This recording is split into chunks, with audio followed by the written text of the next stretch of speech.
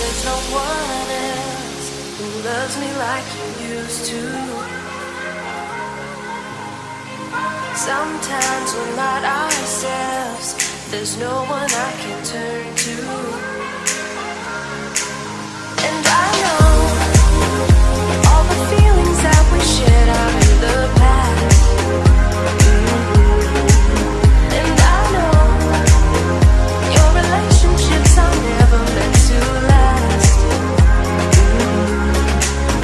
And I'll take some time, but I'll be alright. We're moving on, we're moving on. I know times are tough, but I've had enough. We're moving on, we're moving on, we're moving on.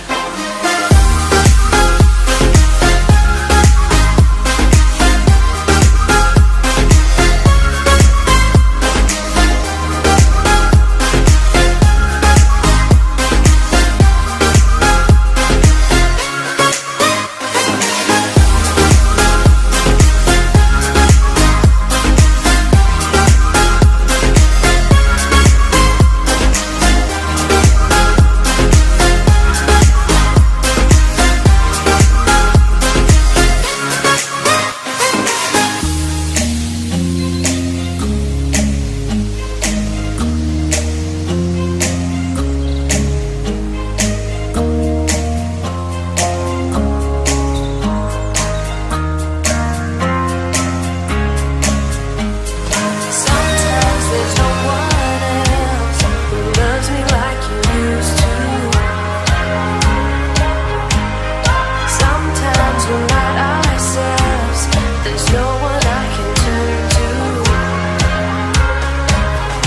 And I'll take some time, but I'll be alright. We're moving on, we're moving on. I know times are tough, but I've had enough. We're moving on, we're moving on, we're moving on.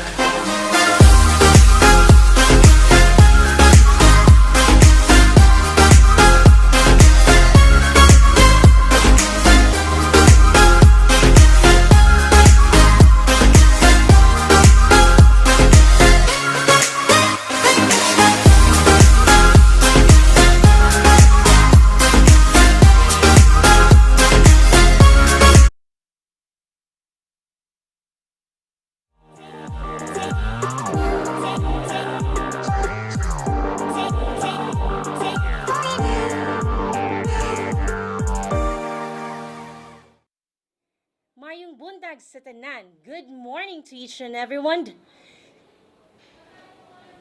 My warmest salute to our school's division superintendent, Dr. Jeneline A. Aliman, to our two ASDS, Dr. Raymond M. Salvador and Dr. Jerry C. Bocanquito, also to our CID Chief, Dr. Juliet A. Magallanes, and our SGOD Chief, Dr. Gay A. Abduhan, to all of our viewers and participants for this today's Convergence.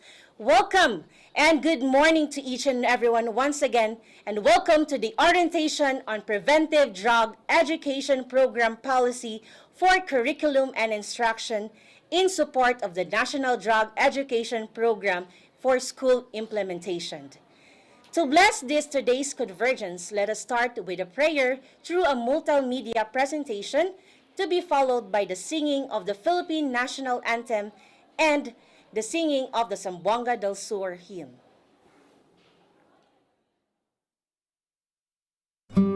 Dear Heavenly Father, we thank you for gathering us all today in this important endeavor. We ask that you bestow your guidance and blessing upon each attendee. May we honor one another by keeping an open mind. May we voice our truth and listen with an open heart. Bless everyone present today, that each may be able to share his or her contributions and gifts. Grant good health and safety to loved ones left outside this room, and bestow peace and goodwill to all of us. We ask for your wisdom and grace to use our talents for the betterment of others.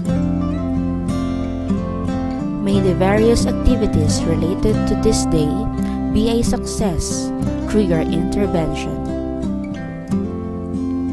With gratitude, we offer this prayer in your name. Amen.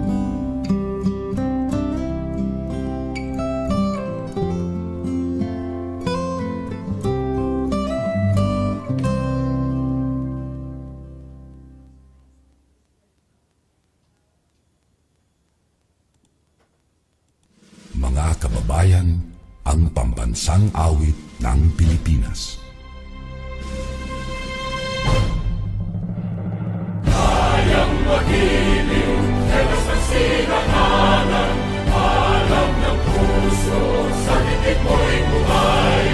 Lupang hinirang, kuya ka ng magiting, sa manluluping, di ka pasisitil, sa nagatak tutok sa simoy at sa langit ang bagaw, ay hinatang tulak, awit sa pagkayang minamahal.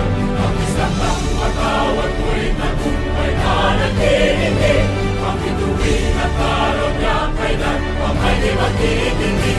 Luman ang araw ng walhagit pagsinta, buhay langit sa pilit mo. Ang inigaya ng pagkay mga api, ang mamatay ng dahil sa'yo.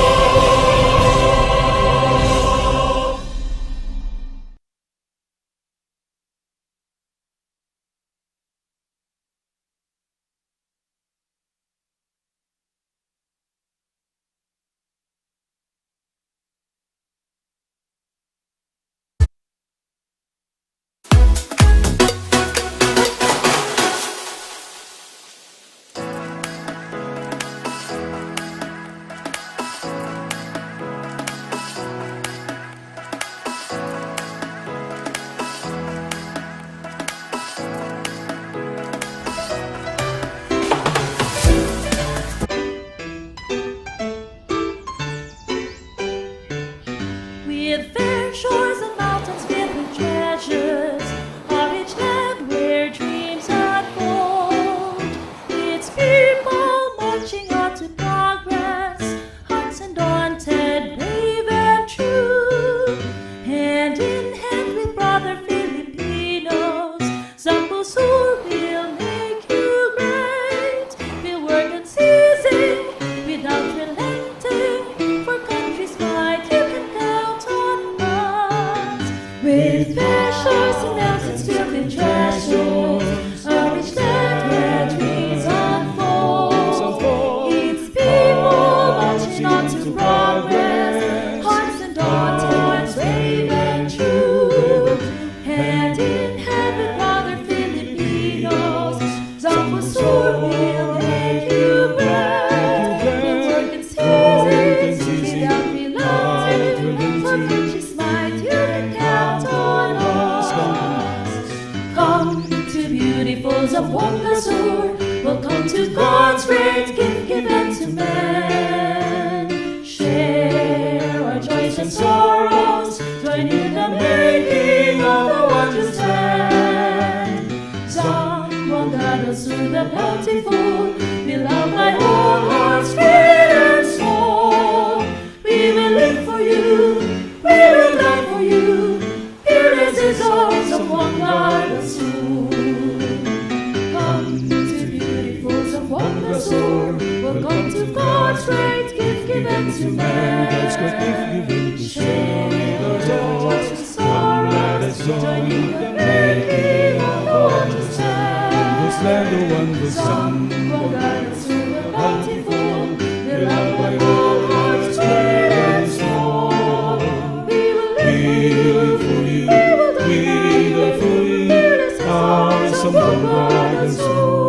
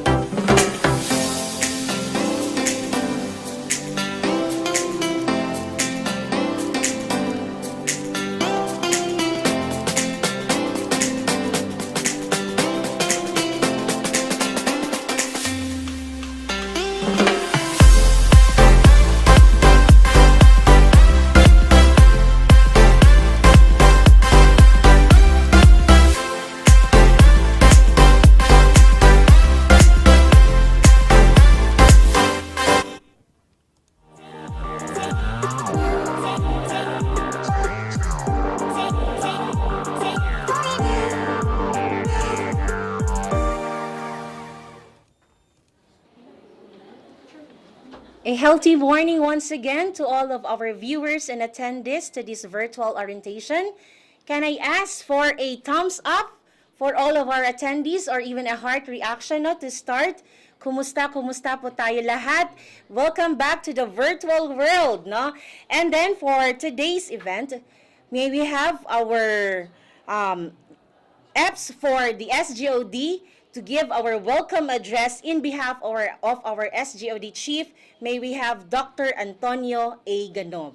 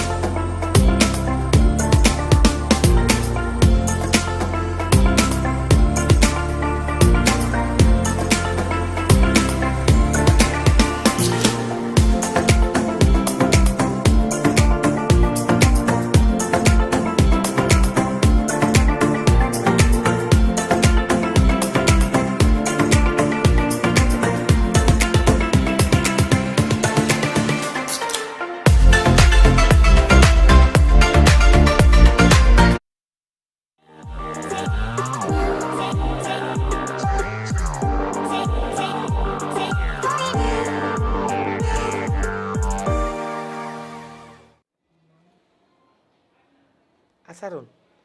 Ako ang kuan.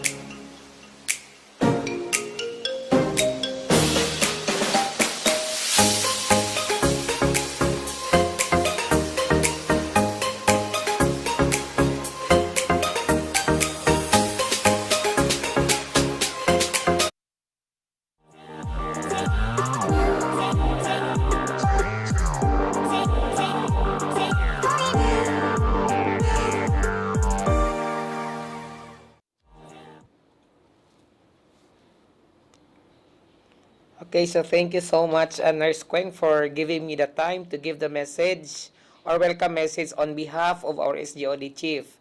But for most, I would like to give the best of our morning greetings to our Schools Division Superintendent, Dr. Jeneline A. Aliman, and of course to our two Assistant Schools Division Superintendents, Dr. Raymond Salvador and Dr. Jerry C. Bukingkito.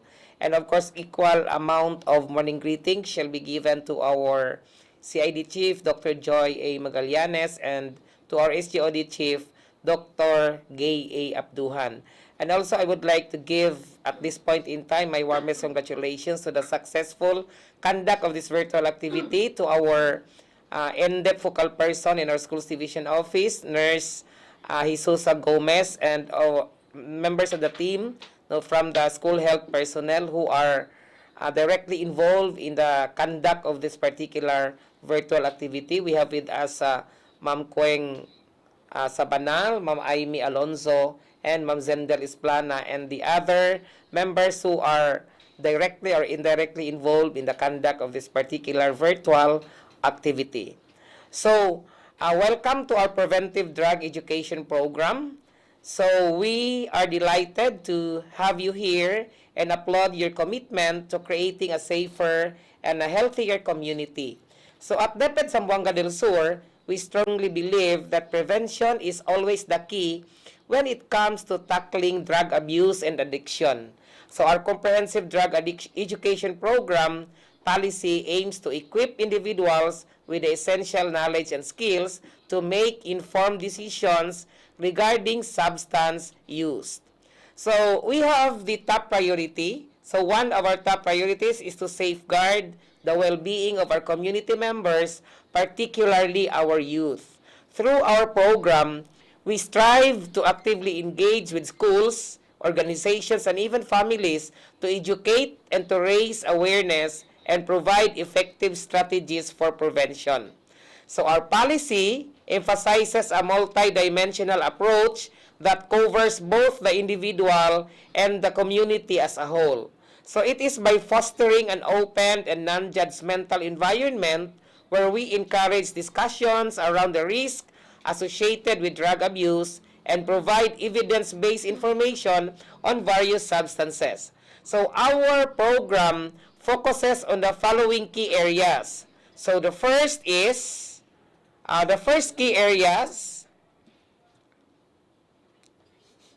is, of course, top on the list is education. So in this particular key area, we provide age-appropriate and culturally relevant educational materials to empower individuals with accurate information about the effects, about the risk and consequences of drug abuse. So our aim is to support informed decision-making and promote healthy lifestyle choices. So second area is the skills development. So our program equips individuals with essential life skills such as communication, we have the critical thinking, and even problem solving, which are vital in resisting peer pressure and making responsible choices. So it is by emphasizing emotional and social intelligence that we aim to strengthen protective factors against substance abuse. So third area is on early intervention. So it is in this area where recognizing the importance of early intervention that we prioritize identifying and addressing potential risk factors that would prevent drug abuse before it escalates. So our program includes early detection mechanisms, counseling services, and even referral networks to provide timely and appropriate support to individuals who are in need. So we have the last one, the collaboration. So in this particular area, we value collaboration and actively work with community partners. So that would include healthcare professionals, educators, law enforcement agencies, and local authorities to create a comprehensive network of support. So it is by fostering collaboration that we ensure that preventive measures are integrated into various aspects of community life.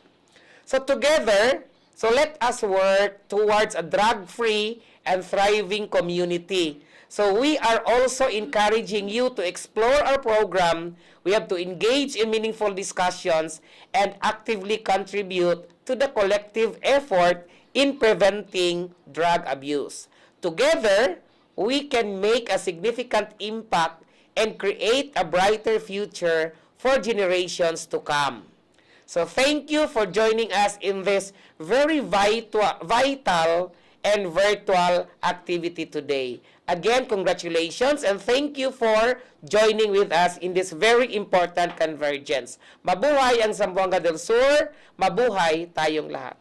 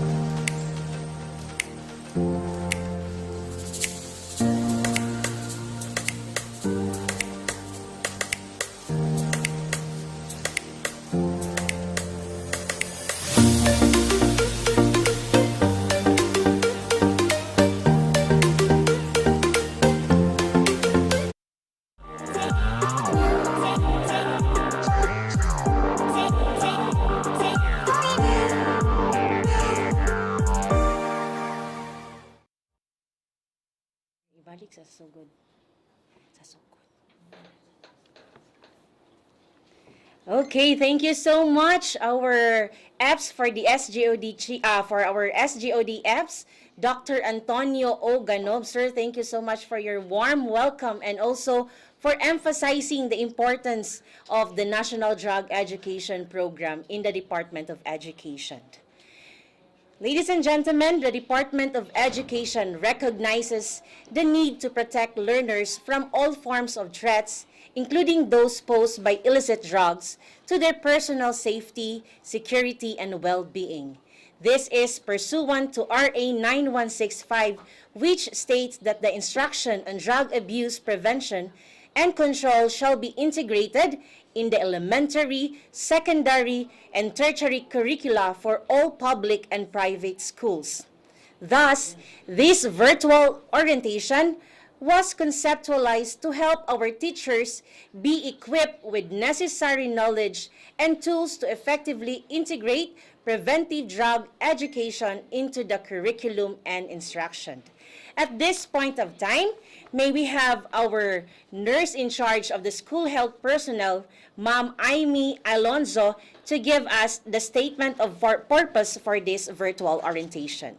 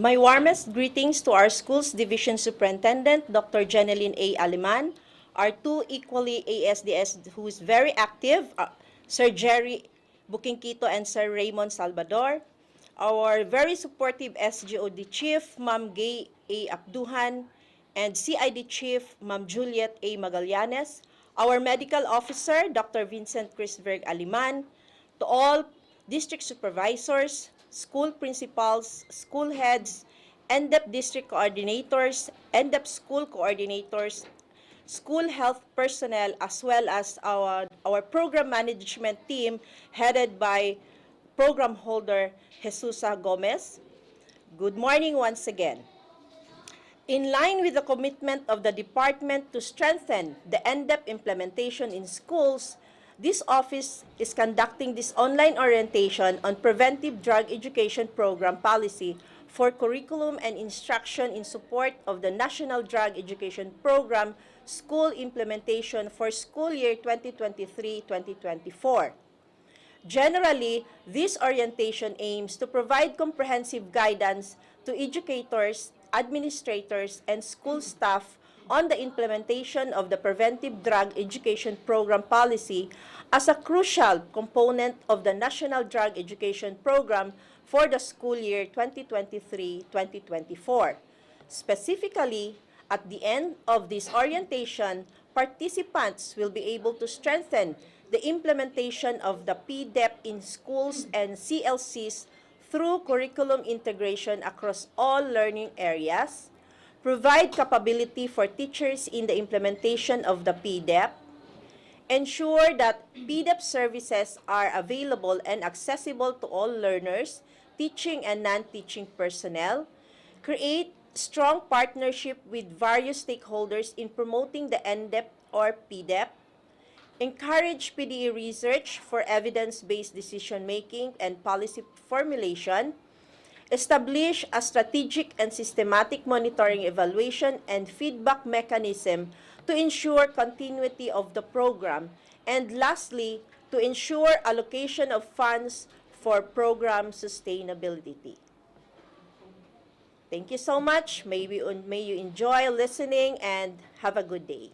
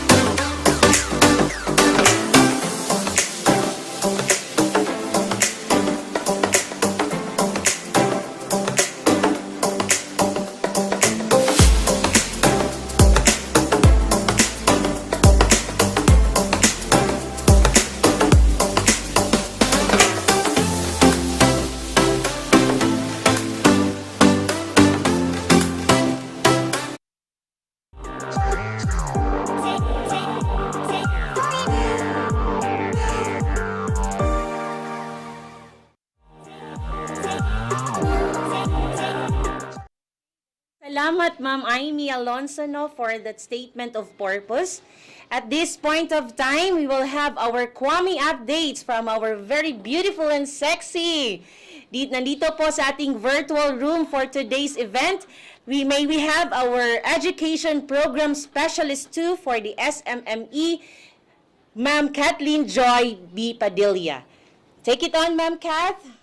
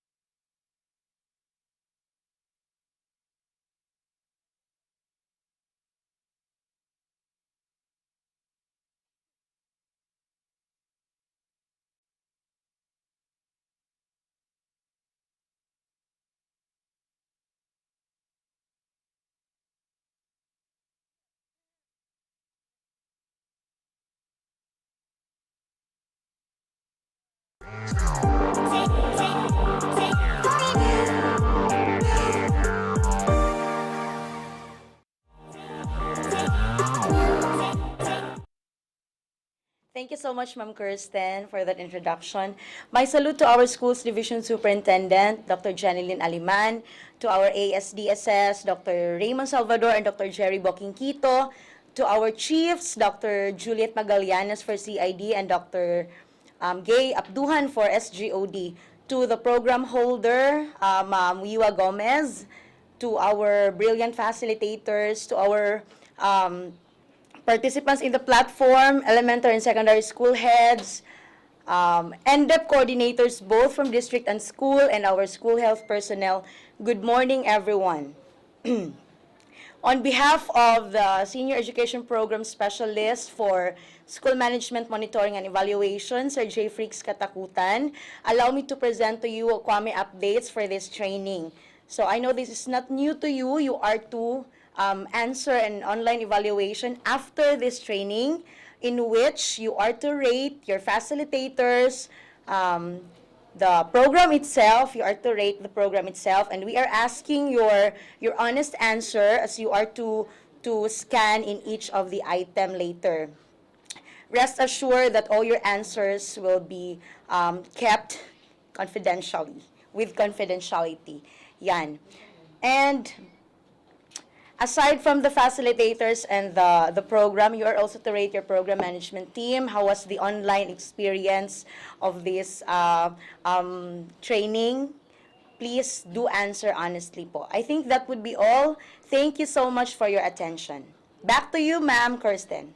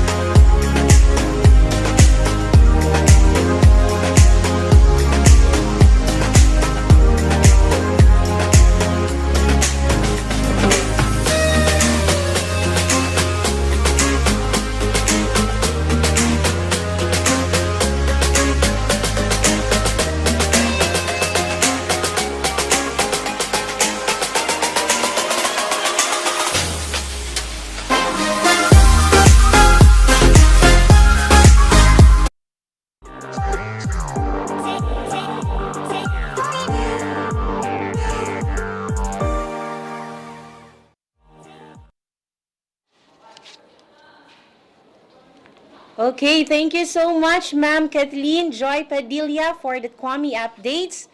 At this point, we will have to start with our orientation proper on the Preventive Job Education Program. First up, we will have our overview on the UPC or UNODC. We will have here in the virtual room, Ma'am Jinky B. Bontog, our registered nurse and our school nurse of Tambolig National High School. Ma'am Jinky?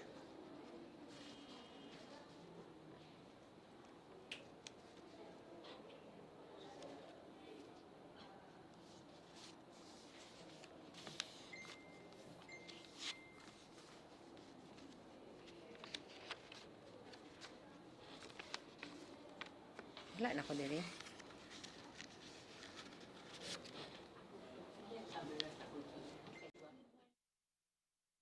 Hello, Ma'am Jean. Good morning.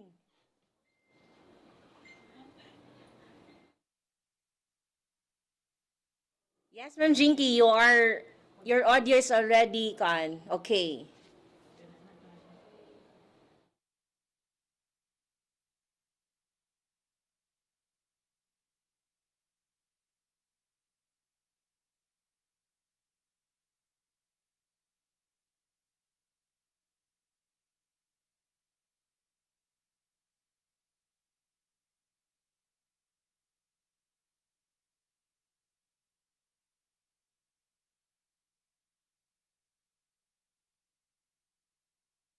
Dear school heads, district and school NDEP coordinators, teachers, and of course to my co-nurses, Mayong buntag, good morning everyone. So, um, I thank you. I thank all of you for being the platform, for giving us your precious time. Though we know nga very tight ang yung schedule. So no, salamat kaayo sa inyong pag-attend aning webinar. So actually, my topic should be discussed on the later part of the webinar. But then I asked Ma'am Wiwa to make me the first speaker because I am here at Albay attending the last module for UPC. So anyway, the topics that will be discussed are all equally important naman, di ba? So thank you, Ma'am Wee, for giving me this opportunity to be the first speaker. So actually, my topic is about the introduction on UNODC or the UPC or the Universal Prevention Curriculum. So this topic is very much familiar, uh, of course, to all of siguro mga uh, attendees who are serving years in the NDEP, ang ating mga NDEP coordinators, nurses. So for the benefit of those nga bago sa NDEP or our national our NDEP program sa DepEd, so I am asked to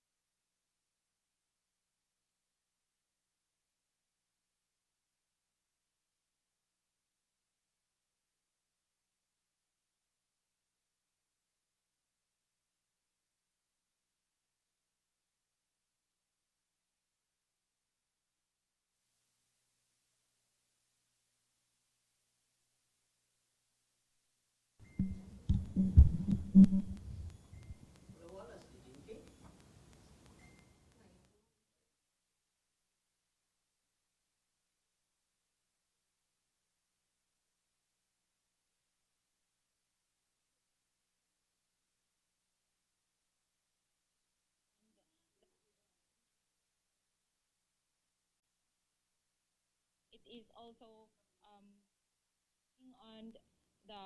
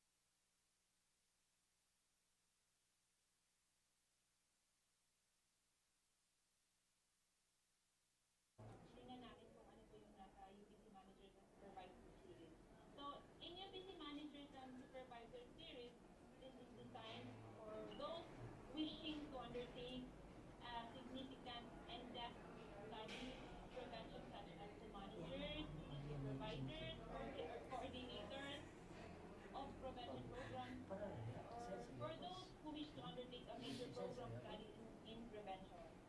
So there are courses. So the first course, actually this is series of courses. So the first course is the introduction to prevention science.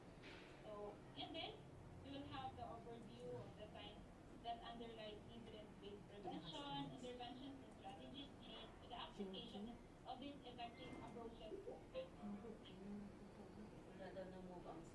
The second course would be the physiology and pharmacology for prevention session. So in this course, we'll have the overview of the physiology and the pharmacology of the psychoactive substances and their effects on the brain, affect mood, cognition, and behavior, and the consequences of such abuse on the individual, the family, and the community. So the part 3 is about the monitoring and evaluation, prevention, and intervention. And so in this training, you are required to have 40 hours overall, and this course will give you an overview of primary evaluation methods used to measure evidence-based prevention, interventions, and guidance in applying that to the real-world prevention setting. So the next course would be the fourth course, the family-based prevention intervention. So for the training hours, you are required to have 32 training hours, and this course would explore the family as the primary socialization agent of children, the science behind the family-based prevention intervention, and the applications of such evidence-based approaches to help prevent the onset of substance misuse. So the first part would be the school-based prevention intervention. So for the training hours, you are required to have 40 hours, and this course would present an overview on the school in society, the science behind school-based prevention intervention, and the application of the evidence-based approaches in school settings around the world. The next is the core 6. The core 6 is all about the workplace. Workplace intervention, prevention, intervention with requiring 24-hour training. And this course will provide an overview of the role of the work and the workplace in the society, how stresses and other work-related influences affect people risk of substance use, and the science behind the workplace prevention interventions and the application of such evidence-based approaches in work settings. In course number 7, we have the environmental-based prevention intervention. We are required training hours of 24, and this course reviews the science underlying evidence-based substance use prevention environmental interventions involving policy and community-wide strategies. And of course, 8 would be all about the media-based prevention intervention with 24 hours training course required, and this course presents science underlying the use of media for the substance use prevention and intervention. The last one is the course 9, or the community-based prevention and implementation system with a training required hours of 40. So this course introduces the science underlying the system approaches to prevention, interventions, and guidance in developing such approaches, as well as exemplars of evidence-based drug use prevention. So, another series is the UPC practitioner.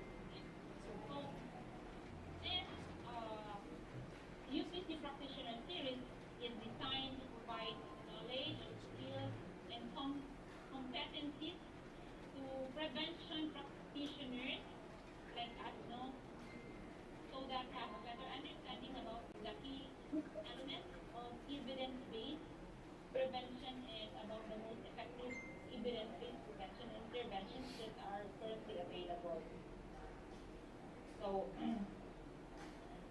for the UPC 10 or the fourth course, are required to have 48 hours training.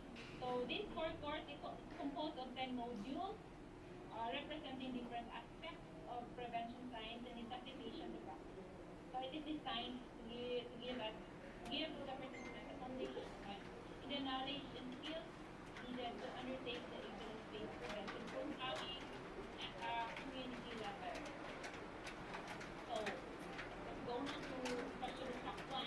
So specialty track 1 is family-based prevention. So the required training are so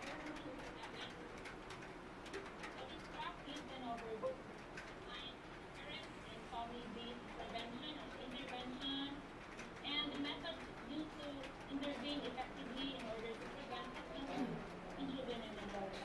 So it also provides experimental learning and effective family-based intervention methods to prepare prevention implementers to participate in such programs. So this track course is consists of 7 courses. So the specialty track 2. So this track 2 will be talking about the school-based prevention. So for the training arts, we have the school hours. So this track is school-based prevention interventions and policies, and the methods used in school climate.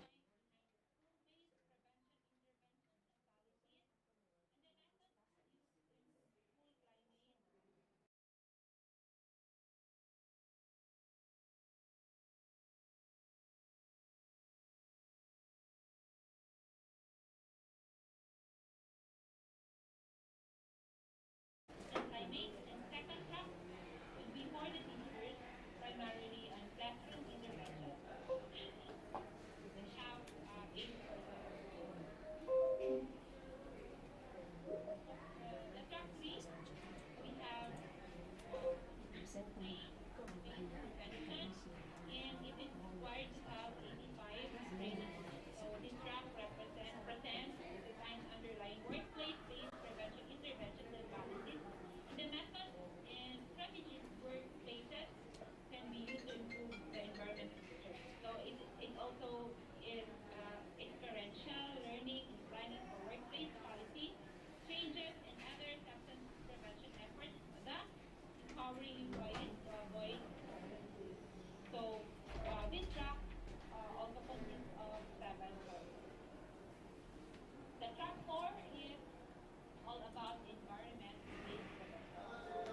For the required training hours, we have this track reviews science behind effective environmental-based prevention interventions and policies, in which it focuses on community-wide strategies to prevent tobacco and alcohol misuse and illegal drug trafficking in the various settings, and the methods used to identify and successfully implement this intervention. So it also provides experiential learning and planning for the implementing of environmental policy changes and other community-wide substance use prevention efforts. So in this track, we will be having 7 courses. Next track is will be the media-based prevention for the track 5. So for the training arts, we have required 86 hours. So in this track, we will be discussing the science inherent and effective media-based substance used to prevent interventions with a focus on developing successful, persuasive communication. So it also provides experiential learning and planning messages in media for reaching parents and youth in substance use and prevention efforts. So for this track, we have 6 courses. Another track would be the track 6 or the community-based prevention with required training course of 89. So this track explores the science underlying the systems, approaches to prevention, intervention, and presents the primary method for the planning community-wide implementation. So it also provides experiential learning and planning and working with stakeholders to develop prevention intervention services.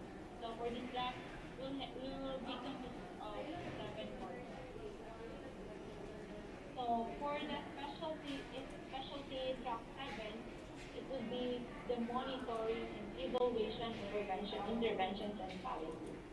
So for this M&E, we will be requiring 3 hours of training in which we'll be presenting primary evaluation methods with a focus on monitoring and processes evaluation used to measure outcomes of evidence-based substance use prevention and intervention and policies.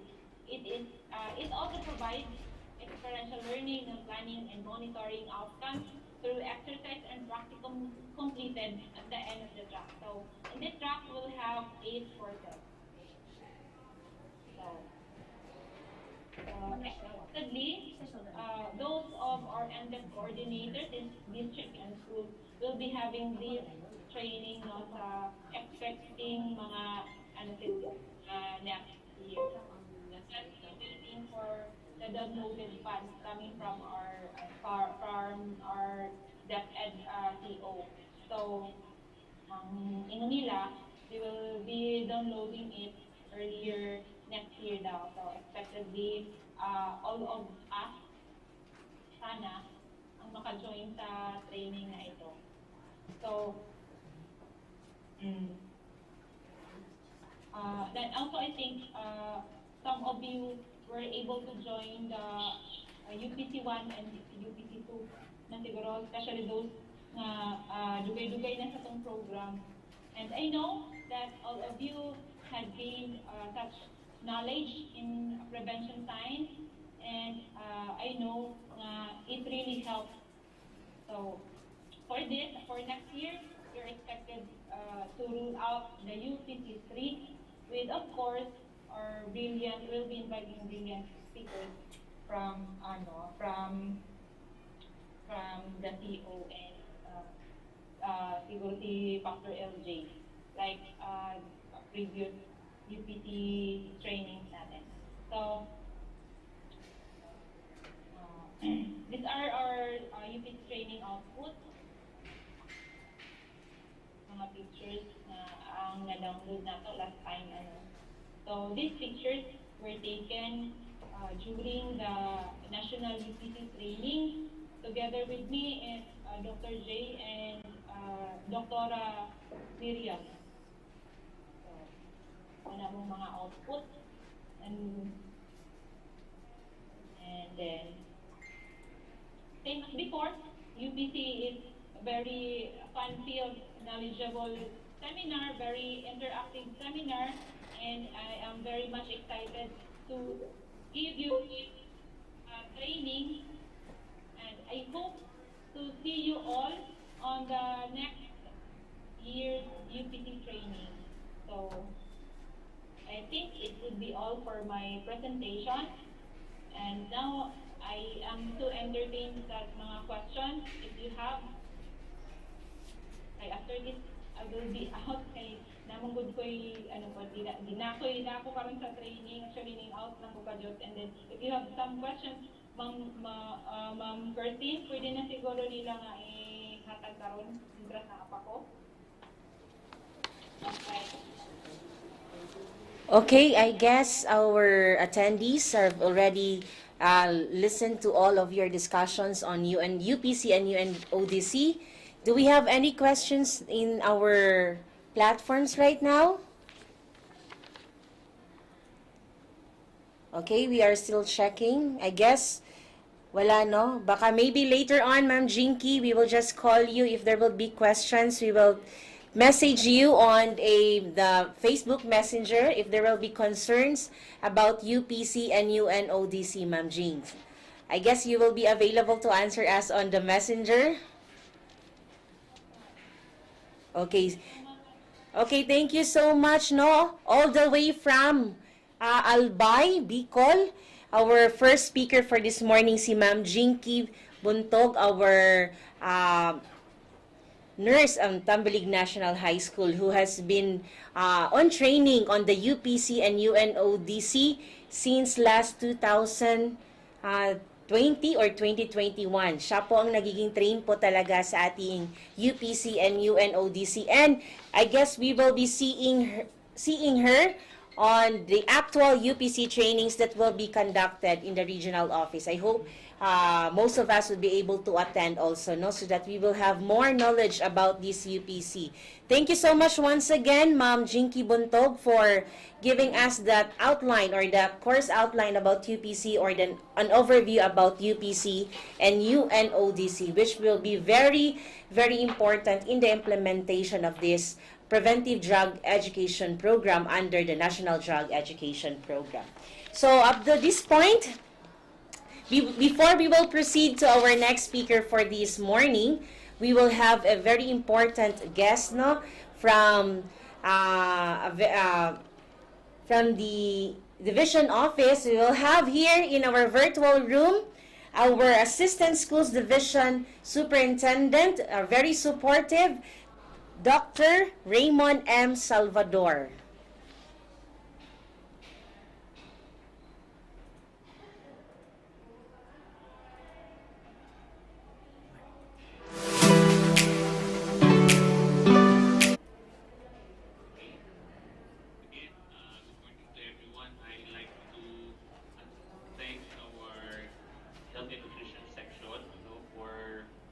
Spearheading this online orientation. Of course, my greetings of peace to our Schools Division Superintendent, Dr. Jeneline A. Aliman, CESO 5, to my counterpart, Dr. Jerry C. Bokingkito, CESE, to our two chiefs, our Chief of the Curriculum Implementation Division, Dr. Julian Magallanes, and leading this group, our SGO Chief, Dr. Gay Abduhan, and all our nurses and the program holder of our NDEP of the division, our nurse Jesus Gomez.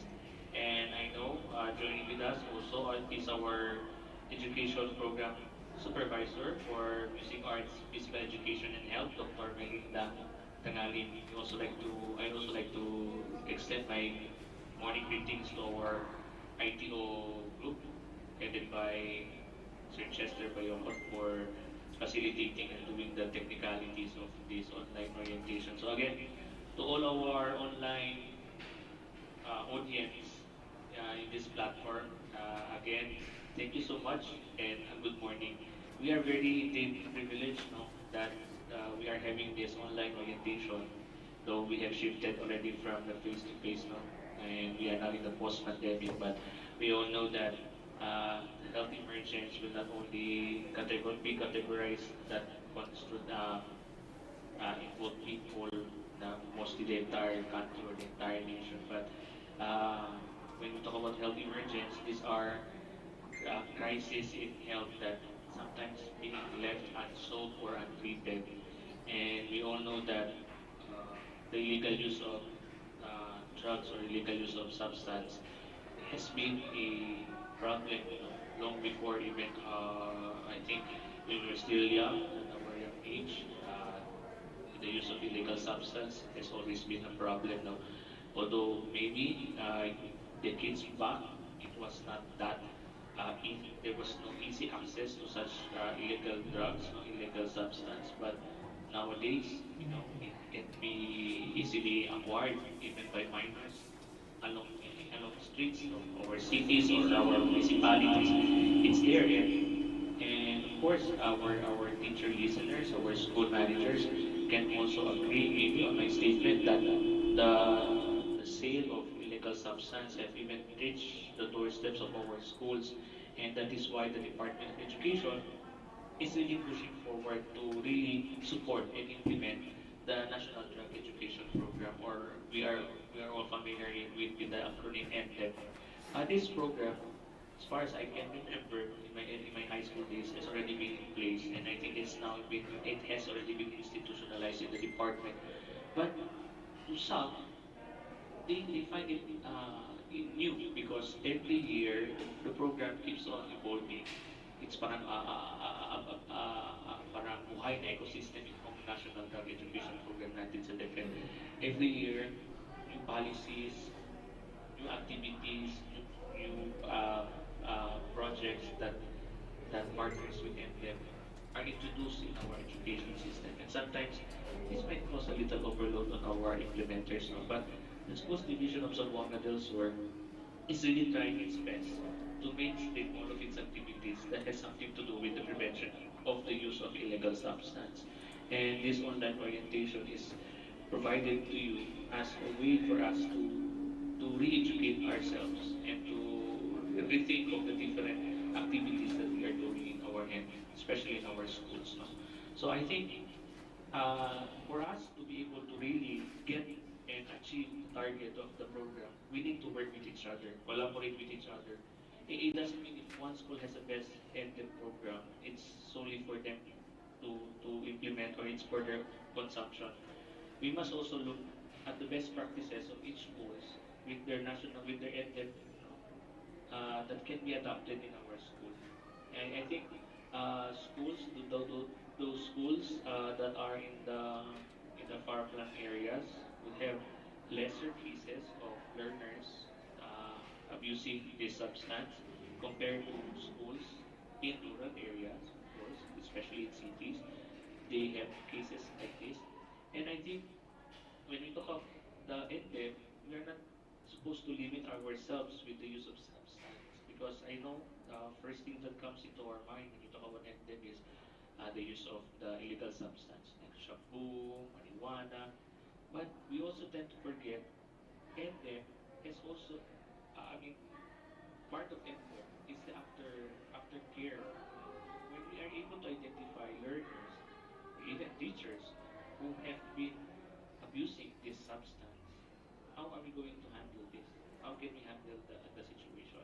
We sometimes forget how to handle the cases that it ends up being a fiasco in a school. Kumbaga, sa term natin ngayon, nagiging marites siya ng eskwela. Nagiging di na siya private yung pag-handle ng case. So we must not also forget that when we are implementing the NDEP in our school, we also need to consider how are we going to identify learners, and we can include teachers who are abusing this substance. So I'm saying is, do we know how to handle these cases? Are we aware that such cases are crucial and critical and must be treated with utmost confidentiality? I think some of us tend to forget that because what made us forget this process or this manner, of course, we cannot really to fear because takot tayo kasi baka mamaya ma-involve tayo sa problema nila. But as part of the education system, it is also important that we as managers, as teachers, as implementers of this program, we know how to do aftercare once we identify our mga probable suspect of this substance abuse. So I hope that for those who are listening and hearing us virtually, I know some are also doing multitasking, listening at the same time doing work, office work. I think this would be a good time for us to be involved and to share our practices that help us maybe reduce or have achieved a zero report of case in the substance abuse in our school. And others might also say, we adapt that. Huwag na natin gamitin ang word benchmark. Kaya nga, sabi ko doon sa isang engagement ko, the benchmark is synonymous to copy. You just use the word adapt. So maybe you can adapt your best practice and also adapt it in your school. In that manner, we may prevent future cases of substance abuse. And it's a challenge to all of us, not only to the top management, to our program holders of the NDEP, to our supervisors of the MAPE, supervisor of the MAPE, but down the line, it is a challenge. We need somewhat to work with each other. That's why I say work collaboratively with each other to somewhat, we cannot totally eradicate it, but somehow reduce these cases and incidents in our backyard. So to all of you, thank you for listening, and my advance congratulations for staying there and for being with us today to attend this online orientation on preventive drug education program policies for curriculum and instruction to support our NDEP program school implementation. And I also like to to share with you, no, that we are also working, the division is also working in partnership, not only among the organization, but we are also working to partner with other government organizations that has a mandate on drug education program so that we can strengthen its implementation in our schools division. So to all of you again, thank you. God bless. And to our program holder of the in-depth orientation, again, congratulations. God bless and keep safe, everyone.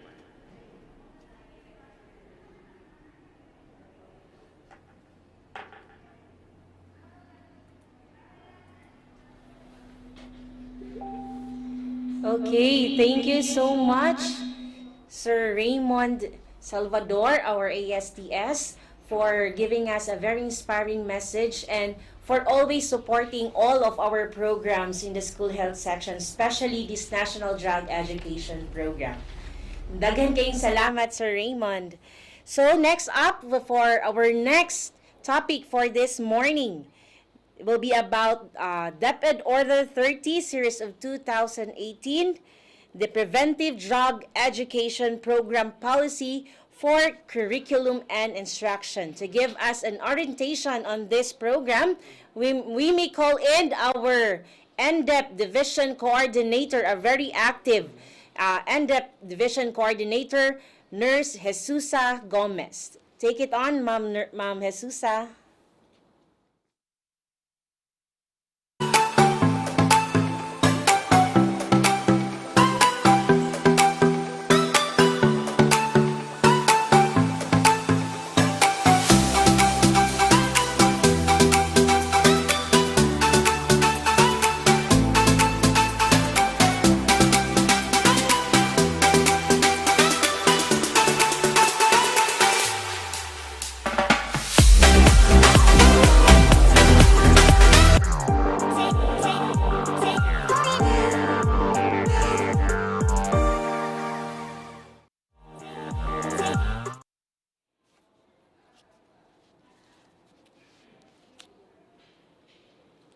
Okay, thank you very much, Ma'am Kirsten, for the introduction.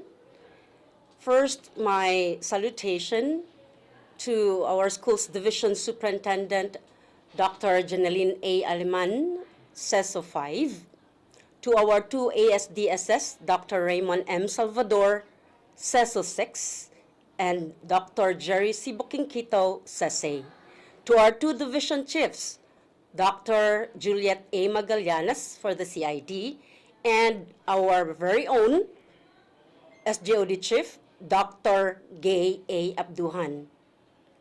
To our Education Program Supervisor for MAPE, Dr. Melinda Tangalin.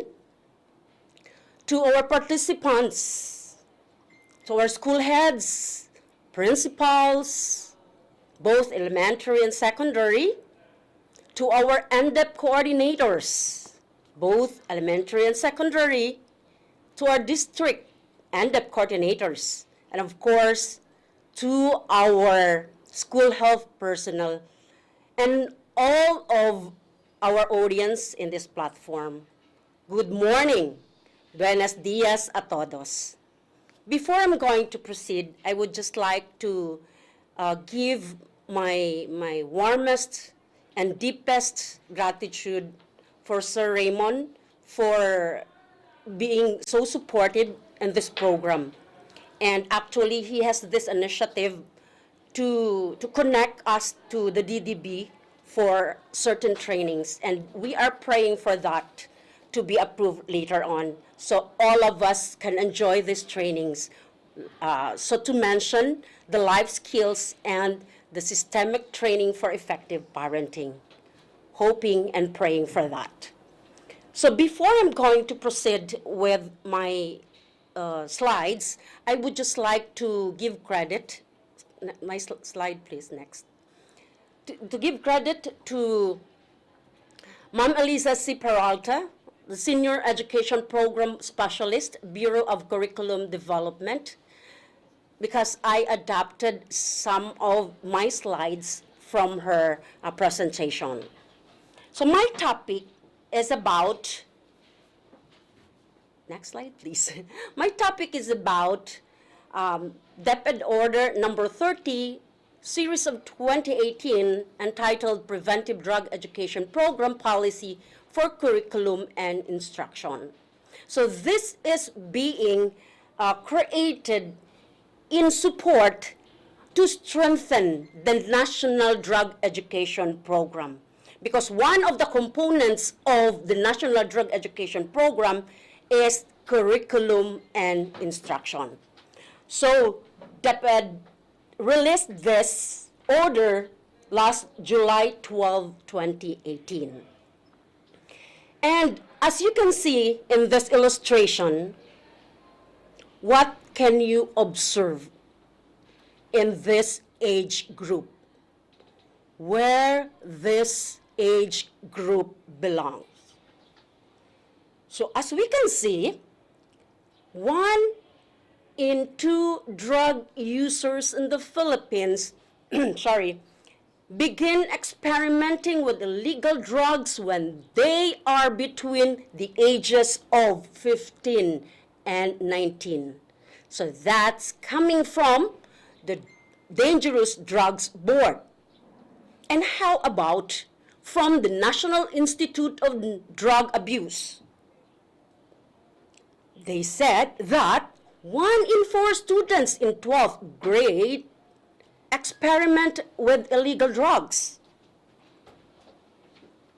And how about the center, addiction center? They said also that in 2 in 5 teens who abuse prescription medication take drugs from the parents' medicine cabinet. Excuse me. And another from the National Institute on Drug Abuse. They said 1 in 3 students in 12th grade use marijuana, making it the most widely abused illicit drug. Of course, from the National Institute on Drug Abuse. So why is it that the common denominator on these ages belong to this teens, the adolescent? It is because these teen years are often time to explore and learn more about themselves as they approach adulthood. This is actually the transition phase. Hindi po ba? And at this time, the adolescent, as it is being emphasized by Eric Erickson, they are in the psychosocial social development on identity versus role confusion. Because as I have said, that this is the crucial phase wherein there is a transition from childhood to adulthood. So they have this sense of independence because they are now developing their cognitive, in terms of thinking, no? The abstract thinking that has already been developed. Parang gusto na nila na malaki na ako, kaya ko to. But then, yung childhood nila, ano ba talaga? Yung growth and development ko. Yung identity ko of who I am. And what is my role. Kaya may confusion. And at this time, kasi ito kasi yung time na nag-experiment sila. At this age, meron silang, they wanted to be yung sense of belongingness. Yung peer group, ito talaga. And ito ang pinaka striking to them, yung peer pressure from friends and of course from families as well. So, as I have said that often this involves experimenting and testing their boundaries. So the desire to do something new or risky is part of teens' development, and there are adolescents who are more vulnerable to risky behavior and exploitation. And these teens who perceive little risk using drugs are more likely to use drugs. So these teens may also use drugs or alcohol to relieve their boredom. Yung sense of belongingness to the peer group. They feel good because they feel that they are now grown-ups. Okay?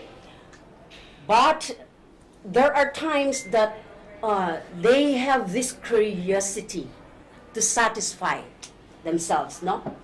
So, again, this show their independence, of course. Kasi yung drugs, as we all know, target this youth, especially on their productive years. So ano ba ang maitutulong natin before they're going to this kind of problem? This drug menace.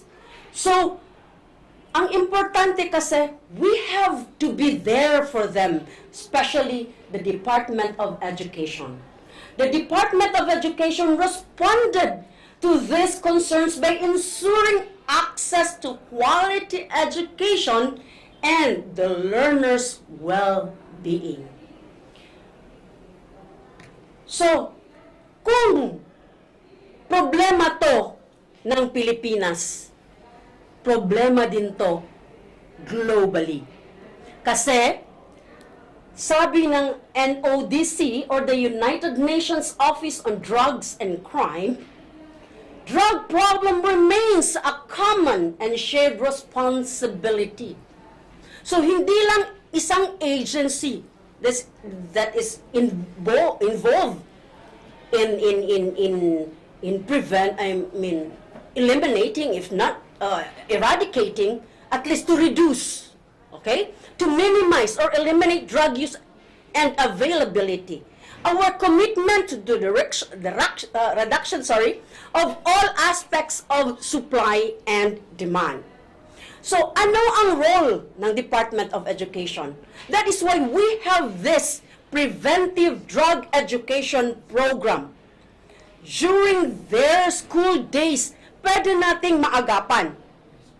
Pwede natin to, hindi ibig sabihin na we have to do everyday activities for this national education program. But we can do this by integrating this in the curriculum.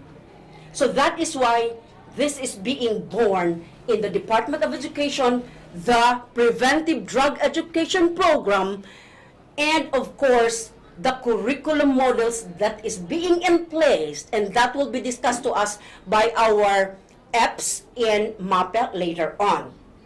Okay, so in RA 9165, or otherwise known as the Comprehensive Dangerous Drugs Act of 2002, the policy of the state to safeguard the integrity of its territory and the well-being of its citizenry, particularly the youth.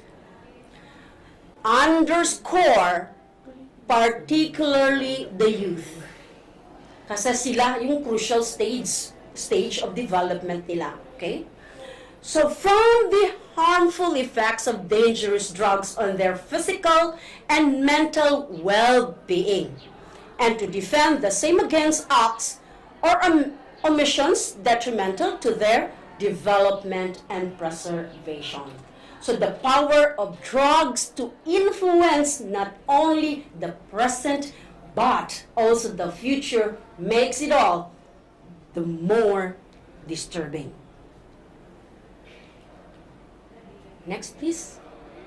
So, the Department of Education recognizes issues the need to protect learners from all forms of threats, including those posed by illicit drugs, to their personal security and safety, and of course, their well-being. This is pursuant to Section 43, Article 4 of Republic Act Number 9165, which provides that, and this is under a DepEd Order Number 30 Series of 2018, that instruction on drug abuse prevention and control shall be integrated. Again, instruction on drug abuse prevention and control shall be integrated in the elementary, secondary, and tertiary curricula of all public and private schools, whether general, technical, vocational, or agro-industrial, as well in non-formal, informal, and indigenous learning systems. So such instructions shall include, please take note, our school heads, dear teachers, or on where or what are we going to do in terms of the integration. 1. Adverse effects of the drug and misuse of dangerous drugs on the person, the family, the school, and the community. So the effect of drugs does not only affect that particular person, that particular individual, but the whole family. And of course, that includes the school and the whole community. Magka-problema din. Okay?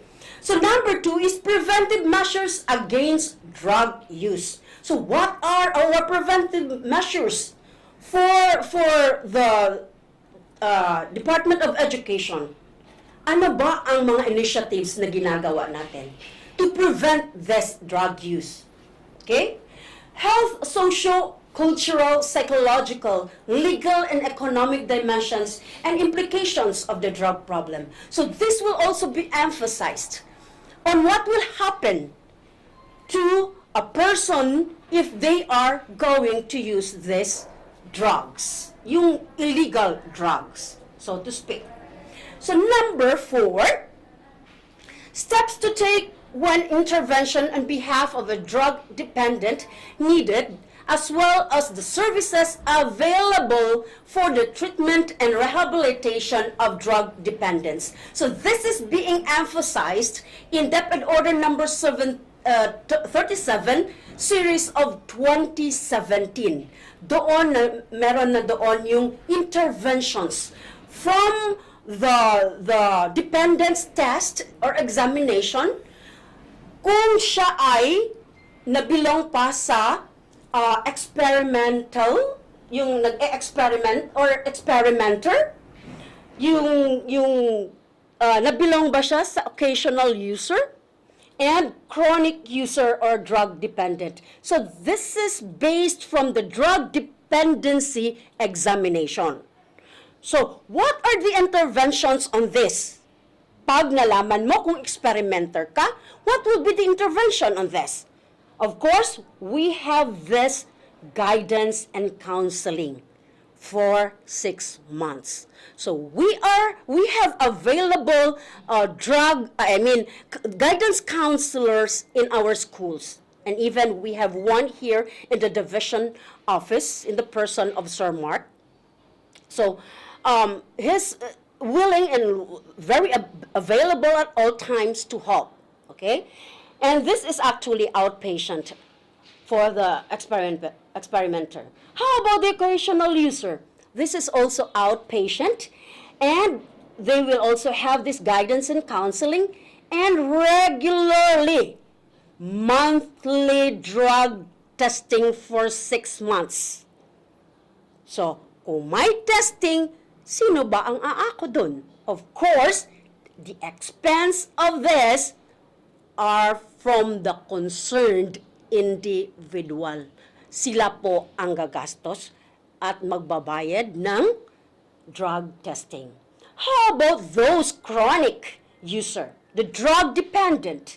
So mandatory continuous treatment and rehabilitation for a minimum of 6 months in a government center, a DOH accredited private rehabilitation center or through a community rehabilitation program sanctioned under the rules of the Dangerous Drugs Board.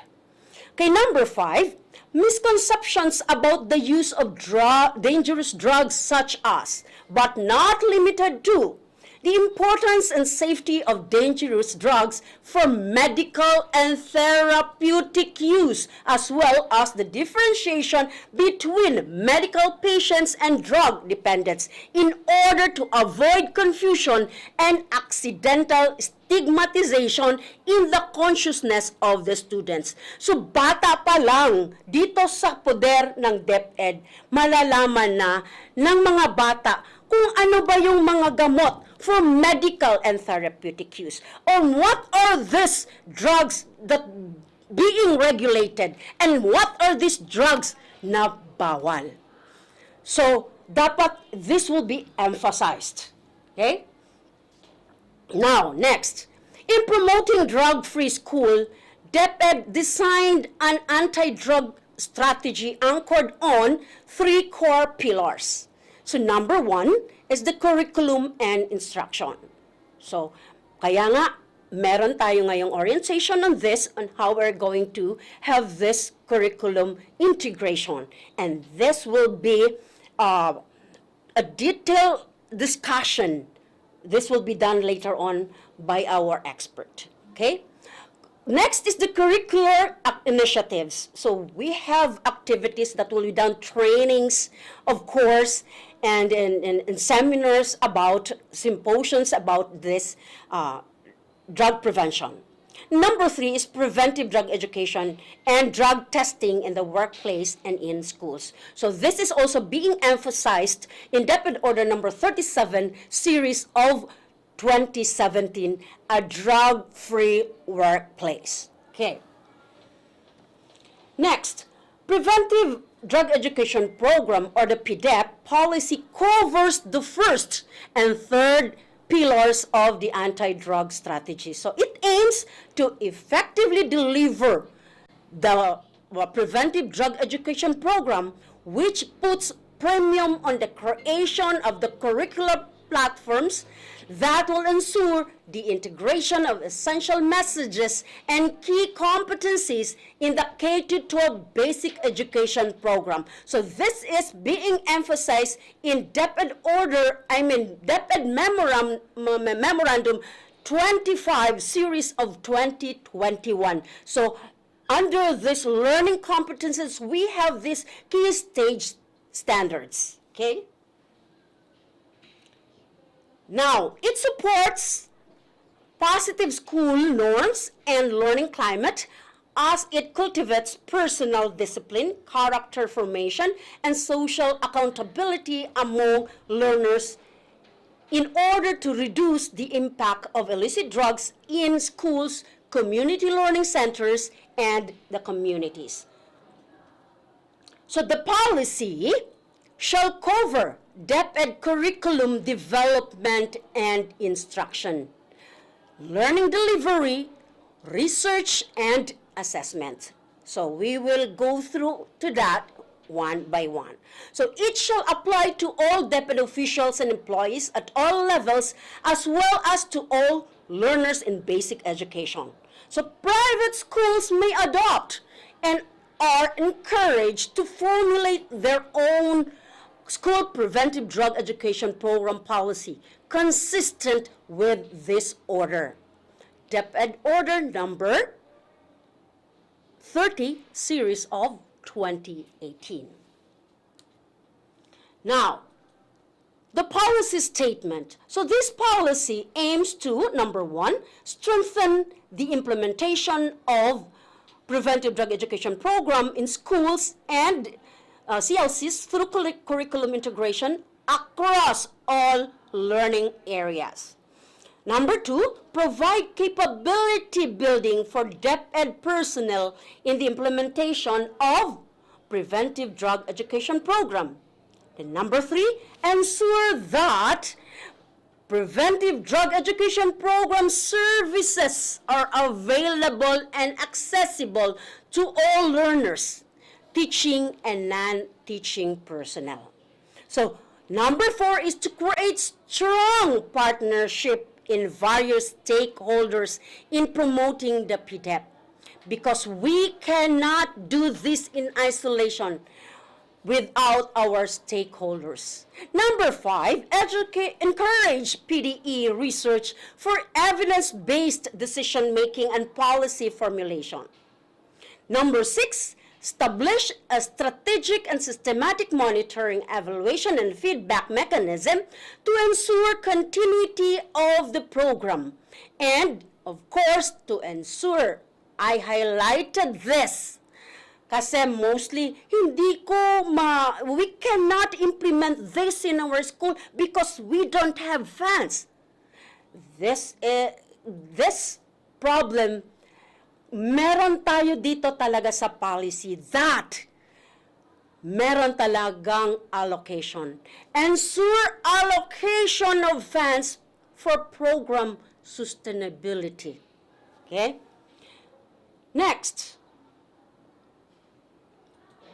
Now, let's go to the Adolescent Health Strategic Framework. By the way, those aims, the policy that we had a while ago, na-formulate na yun under DepEd order, and not order, DepEd Memorandum 025 series of 2021. So you will see later on when our apps for MAPE is going to discuss it. Now, we have this Adolescent Health Strategic Framework. This is being adopted from the DOH, the Development of Health Program for Adolescents. So we have here, as you can see, the strategic framework. We have the vision, overall goals, the behavioral objectives, the strategies, and the program components. So it is imperative that we ensure their health and safety while allowing them to learn and grow into well-informed, empowered, responsible, and healthy adolescents who are leaders in the society. And of course, sooner they will also, kasi sabi nga natin ang kabataan ang ating the next leaders in the future. Okay? Next is achievement of these health outcomes is built upon behavior change, including increased service utilization, adoption of healthy behaviors, avoidance of risky behaviors, and participation in community development. So these behaviors are enabled by strategies such as access to quality services, health insurance for adolescents, skilled health service providers, families and adolescents, new and stronger partnerships,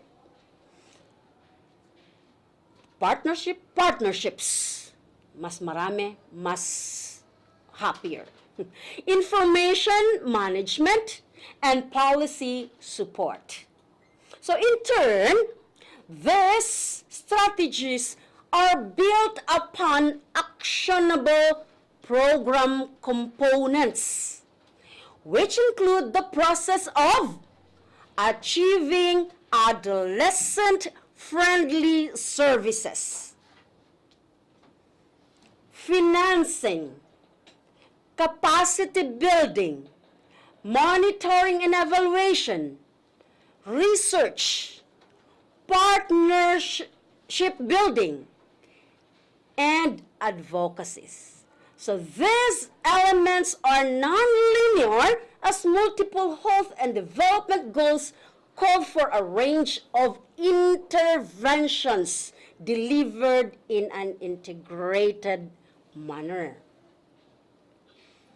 So, from here, kasi ito ang dapat na it's not only about drug abuse prevention and control. In this strategic plan, framework of the adolescents, that includes the ARH program and the mental health program on this. Now, let's have these guiding principles. Next slides, please. So we have here, these guiding principles have been developed in consultation with various stakeholders. So they came up with these guiding principles from the experts, from the administrators, from teachers, education leaders, and youth representatives who made professional judgments after consideration of the available research and current practices in preventive drug education program. So number one is preventive drug education is a whole school issue. Okay? So this is to promote a drug-free learning environment. Then next is PDE should be culture responsive and inclusive. So we have to be sensitive in terms that for the learners, the atmosphere of the learners to become comfortable and have this learning outcomes delivered through interactive and collaborative approach. Next is the integration of PDE concepts in learning areas. So here we have the DepEd recognizes the issues on drug abuse problem.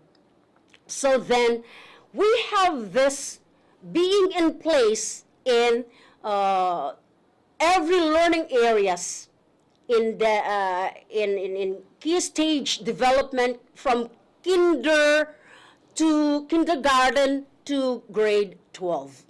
And I would also like to emphasize in here the integration. It's not only we depend on the trainings on life skills, but then life skills are being integrated here in this curriculum, in the formulation of the learning areas in key stage standards in the DepEd Memorandum 25 series of 2021. So kindergarten, what are these applicable life skills? And by the way, what are these life skills na dapat meron ang mga kabataan natin? Ito kasi the abilities that our learners, our children must develop and must learn. Kasi this will become their weapons in the battlefield of life. Ito kasi ang abilities that they can cope with and deal with the challenges and demands of life. So, para hindi na tayo pupunta doon sa problema talaga ng drug addiction, dito pa lang, sa integration, kasi we are going to deliver that. We were going with what I have mentioned a while ago, kung ano ba ang dapat meron doon sa loob ng curriculum. Kasi yung bata pa lang, if you are going to let them have these life skills, yung they will be armed, no? Ano ba itong mga life skills na to? Later on, hindi ko pangungunahan ang ating apps in the discussion of this life skills. Okay? Kasi nilalagay yan doon sa learning competencies kung saan dapat. Okay. Next, training enhances program impact and sustainability. So, we have this every now and then. By the way, from our audience, we have our district NDEP coordinators and our guidance counselors, and of course our school health personnel. They undergone trainings and seminars on National Drug Education Program. So one of these trainings, which is really, which is very important to everyone, not only our children, but to all of us, okay? So this training is the life skills training, okay? And, of course, the STEP. So, parang tinitingnan na ako ni Ma'am Kirsten. Okay, so next is, sorry, meron pa pala. Please go back first. Yung PPAs for support, yung program, and then, what's this? Project and activities for support. To support teaching and non-teaching personnel to help learners be well-rounded, happy, and smart. And of course, naka-anchor ito, learn and teach with a heart to be great and smart. Naka-anchor yan sa mantra of our dynamic STS. Now, next is the regular evaluation of the program. So later on, I will be showing to you the template on the monitoring and evaluation tools that is being attached to this curriculum and integration. I mean, this DepEd order. Now, we have this, mainstreaming preventive drug education to mainstream this curriculum standards. So I know yung mga educators natin sa platform na to, our audience. So you are not alienated with this word curriculum and standards, curriculum integration, curriculum integration, curriculum delivery, kasi forte nyo po ito. Okay? So, number one is to develop PDEP framework, Preventive Drug Education Program framework. Atong standards na to, as you can view, review, and conduct curricular mapping, so lahat ng ito being stated there ay na-capture na ito in the formulation of the curriculum model. Okay, so insert whole school approach, and another is to ensure minimum standards, observance of PDE celebrations. By the way, in terms of the observations of PDE celebrations, on November, every third week of November, we are celebrating the observance of the DAPC, the Drug Abuse Preventive Control Week celebration. So focus on relevant situations and subsequent actions. Okay. So, by the way, if you want to go further on this, we have this again in DepEd Order number 30 series of 2018. If you are now, wherever you are, if you have your internet, you can download this DepEd Order. Now, we have this next, the curriculum delivery. So, developmentally appropriate, culture-sensitive, and evidence-based. So, in the formulation of these curriculum standards, delivery na po tayo, Ma'am Kirsten. Delivery. Curriculum delivery, yes. So, in there, yung approach and strategy natin should be developmentally appropriate and age appropriate. So we have also to be conscious in the delivery of this na dapat maintindihan ng bata. Okay? With their stage of development. Number 2, design PDEP models of instruction. Again, meron na po tayo niyan sa DepEd Memorandum, babalik-balik 25 series of 2021. You can download that. Okay. So provide a well-designed yung daily lesson plan. Tama po ba ako? On PDEP. So, master nyo po yan. Okay. So, meron nang i-show si Ma'am Tangalin, si Dr. Tangalin, in terms of the delivery. Capacity building for all teachers. So, ano bang mga approaches and strategies, ano bang mga activities natin that involves our teachers, not only the teachers but also the non-teaching. I would like to address this to the school heads. Please include the non-teaching as well. Next is utilize the LDM, FLO, and ALS in terms of the curriculum delivery. So, hindi sila excluded. Yung mga alternative learning system natin, yung mga learners natin din. Conduct of regular education and information activities, and of course, incorporate PDEP in model in teaching trainings. So, you will have a detailed discussion on what are you going to tackle, especially in your LAC session, in your, what do you call that, yung mga kung may vacation, there are activities, there are seminars, yung mga teachers, please include that. Next is learning resources. So from there, learning outcome standards are considered in developing yung mga learners natin, learning resources, the inclusion of key concepts and core messages in LR development. Again, meron na po tayo niyan. So I won't go in detail to that kasi baka ma-foul ako kasi that will also be explained to us later on by the expert. Okay. Next, dito na tayo sa assessment.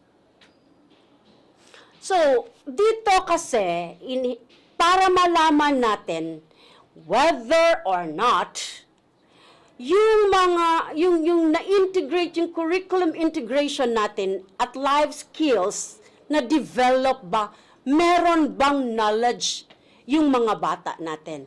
So this is the inclusion of core messages and key concepts in test development.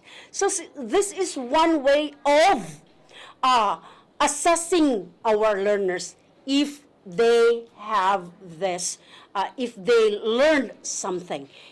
Para bang we can gauge and measure their knowledge and the developed skills. Then next is the utilization of conventional and authentic assessment. So I will leave that to the CID. Okay. Now we have the duties and responsibilities. Just give me 5 minutes, 15 minutes on this, 15 or 5 minutes. For the central office, I will just go through this because this is the responsibilities of the central office. They oversees, the central office oversees nationwide implementation, formulates standard of monitoring and evaluation procedures, provides capacity building and technical assistance, and they coordinate with other offices, programs, and of course, the allocation of funds. Next is the duties and responsibilities of the regional office. For the regional office,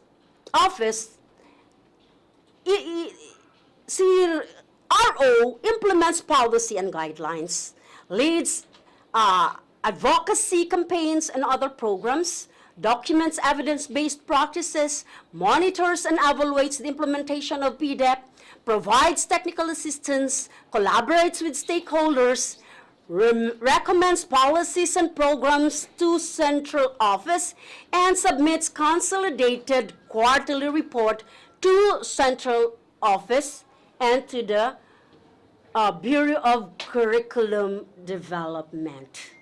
Then now, here we go for the division office. The division office implements PDE policy guidelines as well. So if there are any modifications in terms of the policy from the DepEd order coming from the central office and from the RO, then we can do that in the division office and provides technical assistance to the school, to the district, and monitors and ensures the delivery of PDE. So we have that monitoring tool and monitoring and evaluation tool that I will be presenting to you later on. So conducts capacity building for implementers and gather evidence-based practices. Kung ano ba yung doon applicable na effective and efficient for our learners. So, doon natin makukuha din kung ano ang dapat din nating to enhance or i-retain. Next, monitors and evaluates implementation. Then collaborates, of course, with stakeholders.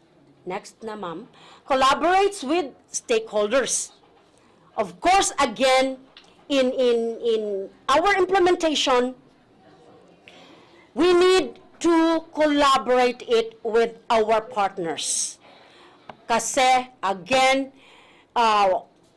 even the school, yung school ang implementer, but we need the stakeholders, these partners, for the implementation of the program para magiging successful. Kasi sabi natin, hindi lang yung learners ang involved, dapat yung family, and so with the community and our partners.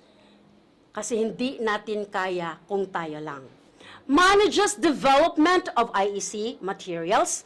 So there are, you can have this materials from the central office.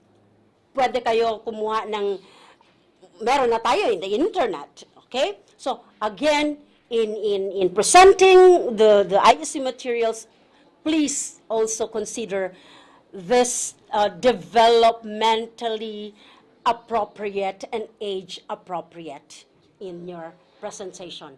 Gives recommendations on policies and programs and submits consolidated quarterly reports. More often than not, I am always reminding the schools, the districts, with regards to the reports. Meron din nga tayo, the regional office, yung parang, they always ask us the monthly report, accomplishment report. So, ngayon, here comes. Dito na tayo. Ang dami.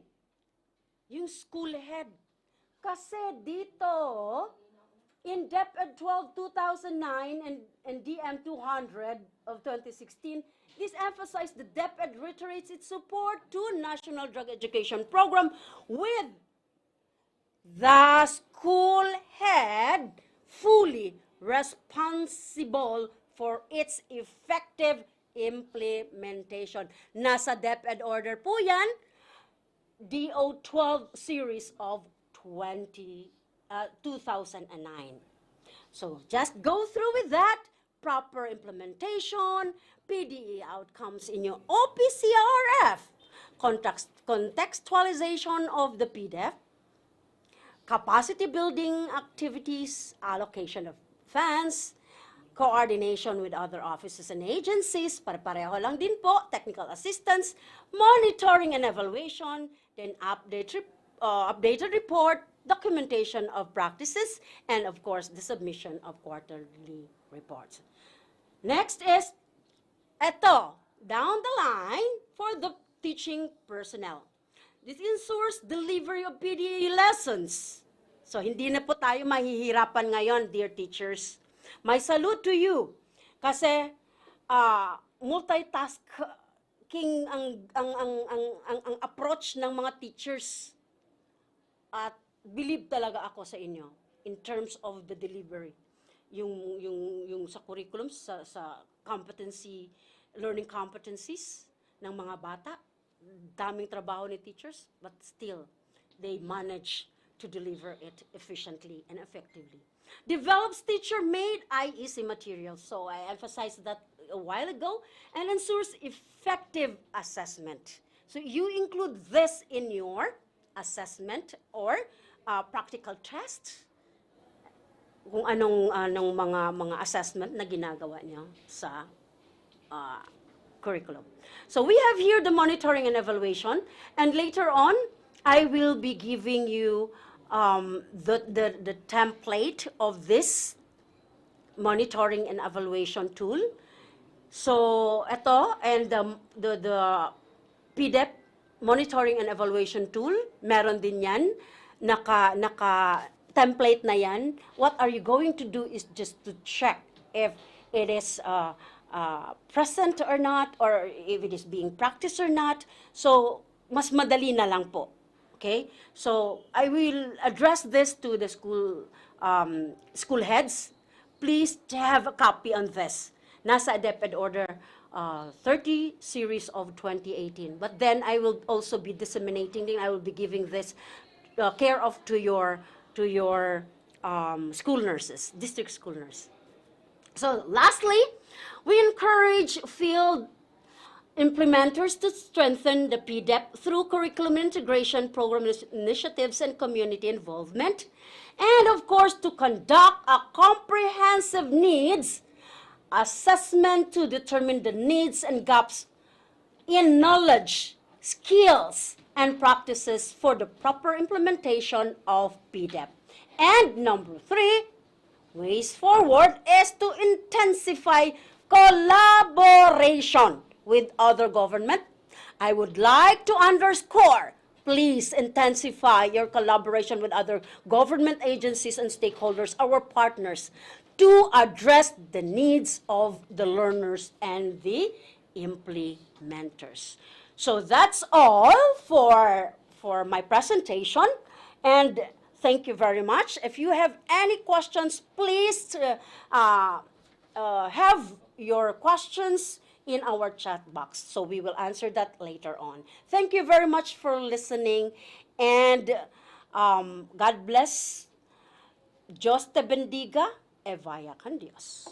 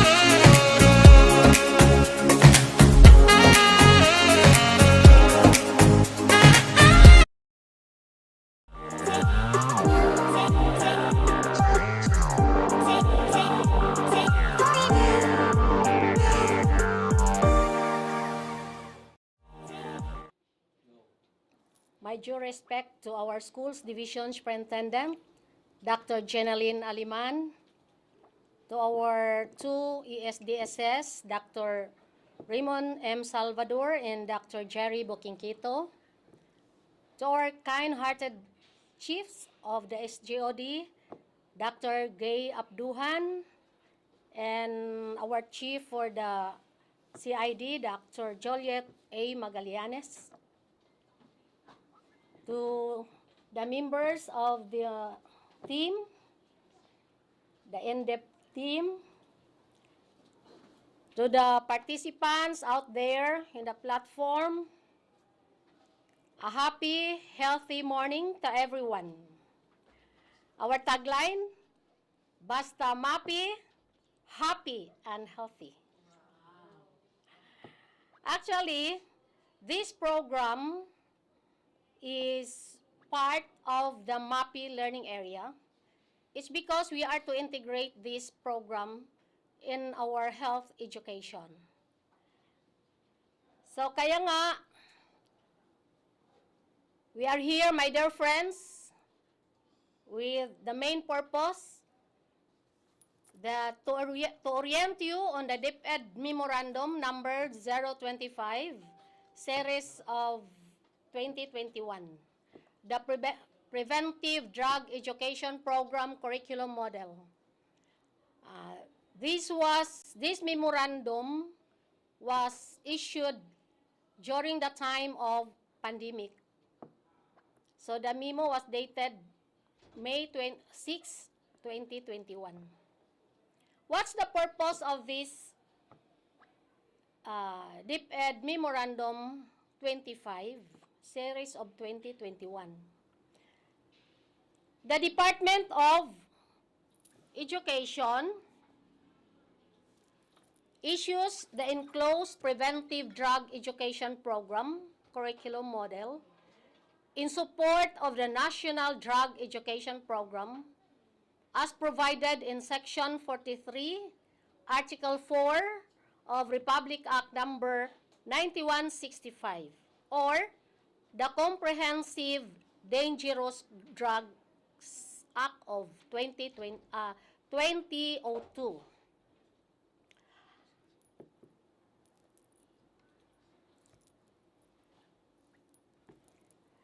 The objectives of PDEP, or the Preventive Drugs Education Program Curriculum Model, to provide a flexible framework for the classroom-based prevention efforts from the kindergarten to grade 12. So it covers from kinder up to grade 12. To complement the existing health education curriculum and identify drug prevention concepts that can be correlated in various learning areas. Third, emphasize the development of life skills among Filipino learners and to serve as the basis for crafting the curriculum standards of the Preventive Drug Education Program.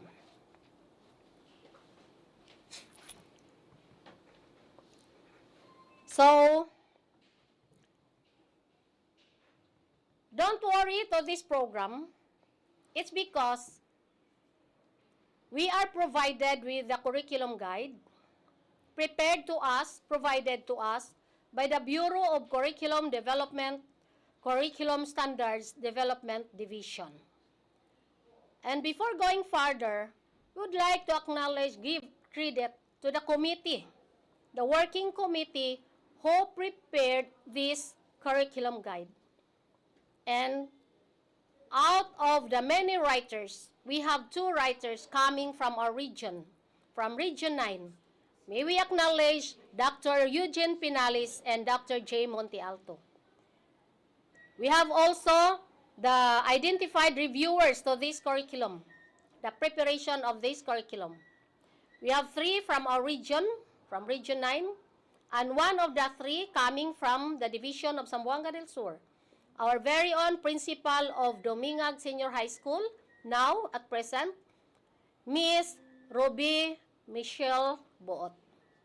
So, they are the contributors in the realization of this curriculum guide in the implementation of preventive drug education program.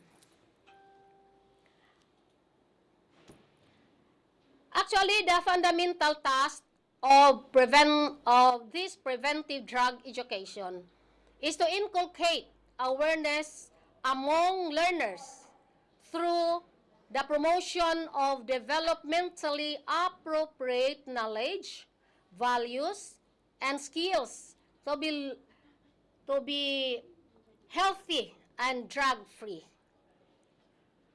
With this curriculum model, it is hoped that the present and future generations of young Filipinos will become responsible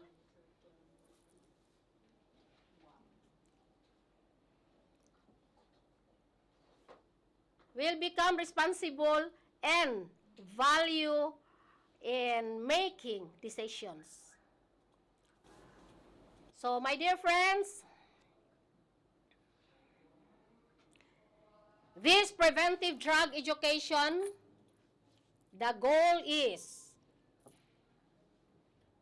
the only goal, the main goal, or this aims to produce healthy, responsible, and empowered Filipino learners, molded holistically in a drug-free and supportive learning environment that develops life skills for lifelong learning. So, that's our aim, to produce a healthy, responsible, and empowered learners.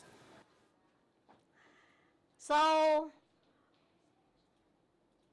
try to see the picture of our PDEP framework on curriculum instruction. So, this is the clear picture of this program. We can see at the center the child. The learners are our focus in our instruction. And we aim to produce learners who are healthy, who are responsible, and who are empowered. Through we can develop this learner through adapting the learning competencies set in this program. So, our learning competencies focuses on developmentally appropriate. So, we can see that one as we go on in our curriculum guide, the different learning competencies. And we assure you that our learning competencies are developmentally appropriate to the age level, to the grade level of our learners. Value-laden, skills-based, evidence-based, and integrative.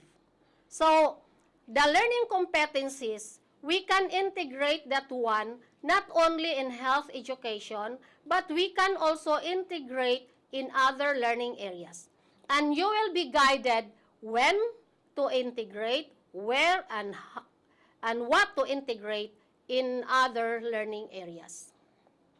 And in order to facilitate the development of these learning competencies, you can see there, the green color, our teachers are encouraged, highly encouraged, to use culturally responsive learning resources, to engage learning activities, activities that are meaningful to our learners, and to effectively assess teaching learning outcomes. We rely that one in the hands of our learners, and our teachers, I mean. So, but not only to the teachers and to the school administrators, we also acknowledge, recognize the support of our stakeholders. We cannot do this alone. We cannot implement this program alone by us, DepEd, but we need the support of our stakeholders. So, we need collaboration. We need to collaborate with them. So, and for continuous improvement there, monitoring and evaluation there's a need to have that. In order to gauge as to whether the implementation of this program is effective or we're able to develop it accurately to the knowledge and relevant skills among the Filipino learners for lifelong wellness. So that's the clear picture of our PDEP framework. So as I've said, you can download our curriculum guide. So, but we need to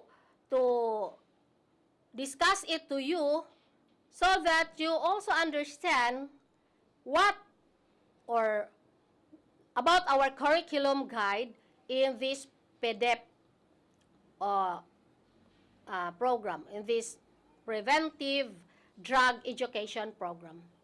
So, you are guided of the what to achieve at the end of every stage. For K-Stage 1, from kinder to grade 3, expected at the end of the K-Stage 1, the learner demonstrates healthy habits and safety practices, particularly in the correct use of medicines for the development of self-esteem and personal wellness.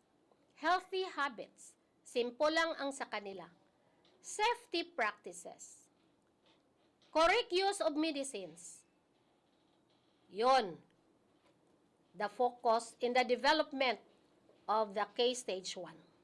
For the K-Stage 2, grades 4 to 6, the learner demonstrates ways to be healthy and drug-free by understanding the negative consequences of gateway substances on the individual and family and the community, and by practicing refusal skills in situations that threaten health and safety. So at the end of the K-Stage 2, at least the learners learn to refuse to use to use medicines, to use mga not good to our health. So that's it. For K-Stage 3, grade 7 to 10, the learners expected that the learners demonstrates understanding of the nature and negative consequences of substance, as well as the drug control laws, policies, and programs by sustained practice of refusal skills and practices communication skills to advocate for a drug-free lifestyle. Medyo we expect them from this grade level, grade 7 to 10. That's what we expect from them. That the teachers may able to develop through the developing the learning competencies later that I'll introduce to you. And for the grade 11 and 12, the last stage, the learner demonstrates life skills to sustain a healthy and drug-free life and promotes wellness as a way of life. So, we expect that our graduates in and our basic education, they are all drug-free.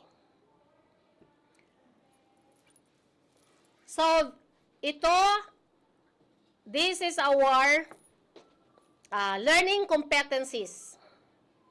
You are guided to this, no problem, what to teach, where to integrate, and what to integrate. For kinder, the expected from the kinder level, the learner demonstrates good personal hygiene and healthy practices in developing personal wellness. That's the standard set for us to achieve at kinder level. What are the contents, the key ideas for kindergarten? 1. My health habits and I. Simple topic. Simple topic about health habits and herself. My health habits and I. So, key ideas for that, I am a unique. Loving myself, building self-esteem. Good personal hygiene habits and self-practices. Those are the content, the key ideas to teach to our kindergarten learners. What are the learning competencies to develop to our kinder learners? That they recognizes that each person is unique and must be accepted and respected as she is or as he is. So, we are guided of the code what week that this topic, these learning competencies be integrated, and you can integrate this one in ESP subject, or you can integrate this one to health education subject in MAPE. Second, learning competency. Identifies ways to love one's self. Example, taking care of one's body, following safety rules, and others. This competency, you can integrate this one in our health subject. For the third, distinguishes personal belongings, which may be shared from those which may not be shared. Example, prescribed medicine should not be shared with others. So this is your focus in your topic. This is your focus in the development of the learning competency. Then, another is practices good personal hygiene habits and safe practices. Of course, this can be integrated in health education. And the last learning competency for the kinder, identify which adults at home, in school, or in the community are responsible person to whom one may ask question or seek help. So emphasize, the teacher must emphasize that it is not safe to talk to or entertain strangers. For grade 1, we expected from our grade 1 learners at the end of the grade level, the learner demonstrates understanding of the nature and effects of common foods and non-food products, and observe safety practices in the choice of items that would be taken into the body. So, topic for this, perhaps you can have the medicine and I. So, what are the key ideas for that topic? Uses medicine. The role of family members and health professionals in the correct use of medicines. Then, practices in the proper use and storage of medicine. So, at their age,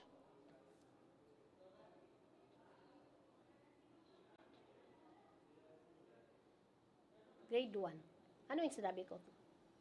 Grade 1 pa. Sorry po. So, for grade 1, the content, food and eye. Yung sinabi ko kanina, grade 2 pala yun. So, for grade 1, food and eye, this is your topic, your subject matter. Then, what are the key ideas to develop in them? Common food products and their healthful effects. Common food products and healthful effects. So, you need to emphasize that one. Non-food products and their harmful effects when taken into the body. So, that's be emphasized to the learners. What are the what are the non-food products? You have the toilet paper, batteries, soup, toys, medicines, poison, and others. Then, safety practices in choosing items to be taken into the body. What are good for the body? What are items good for the body? So, those are our focus for grade 1. And we have 4 learning competencies to develop out of that topic. 1, identifies the difference among common food products and non-food products such as medicine or poison. Then, states healthful effects of food on growing children and the role of healthful food in preventing diseases. You can integrate, you can teach this one in our health education subject. I think this is you can see also this competency in our health subject.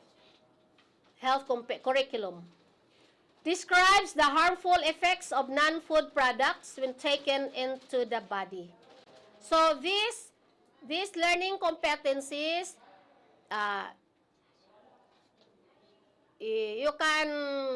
this shall be taught in our health education and in science. You can also try to see our curriculum guide in health and science and even in ESP. You can, perhaps these competencies are also present there. So, try to, but be cautious for this na you need to emphasize these learning competencies that I mentioned to you. Do not skip these learning competencies. This is very important in the implementation of our PDEP, the Preventive Drug Education Program. So, the last learning competency to develop for grade 1, observe safety practices in choosing items that would be ingested or taken into the body. Example, always ask parent or a responsible adult if the item is safe or to be taken or not. So you need to advise our young learners that they need guidance, help from their parents and any adults present at home. For grade 2, expected at the end of this grade level, the learner demonstrates understanding of the properties, proper use, and storage of medicines, and practices skills in seeking help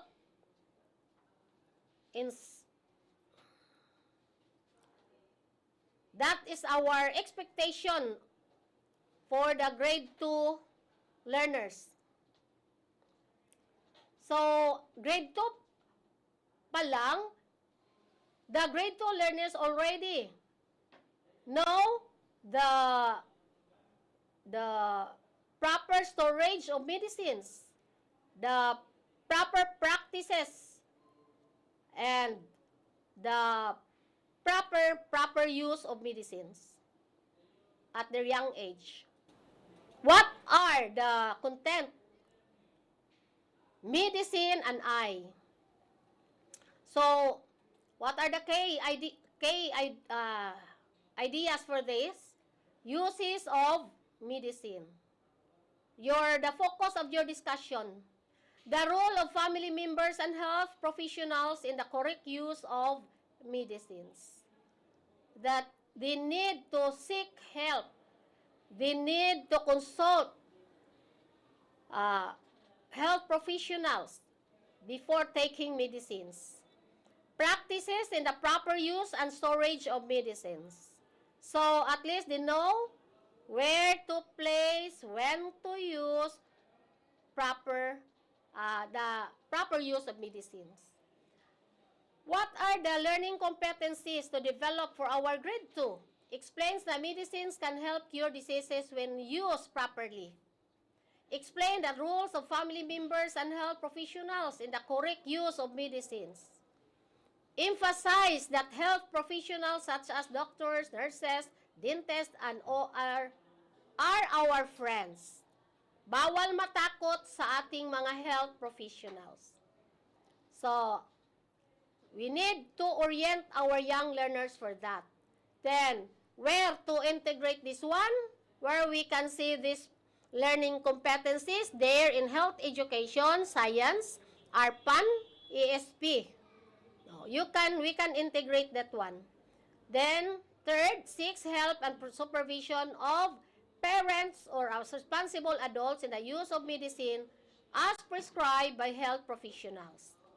Then, fourth, practices proper use and storage of medicines. So, take medicines under the supervision of responsible adults. Always read labels, strictly follow. And the last, practices skills in advocating for the correct and safe use of medicines. So that's the picture of our curriculum guide. So for grade 3, then we have also for grade 4, grade 5, grade 6,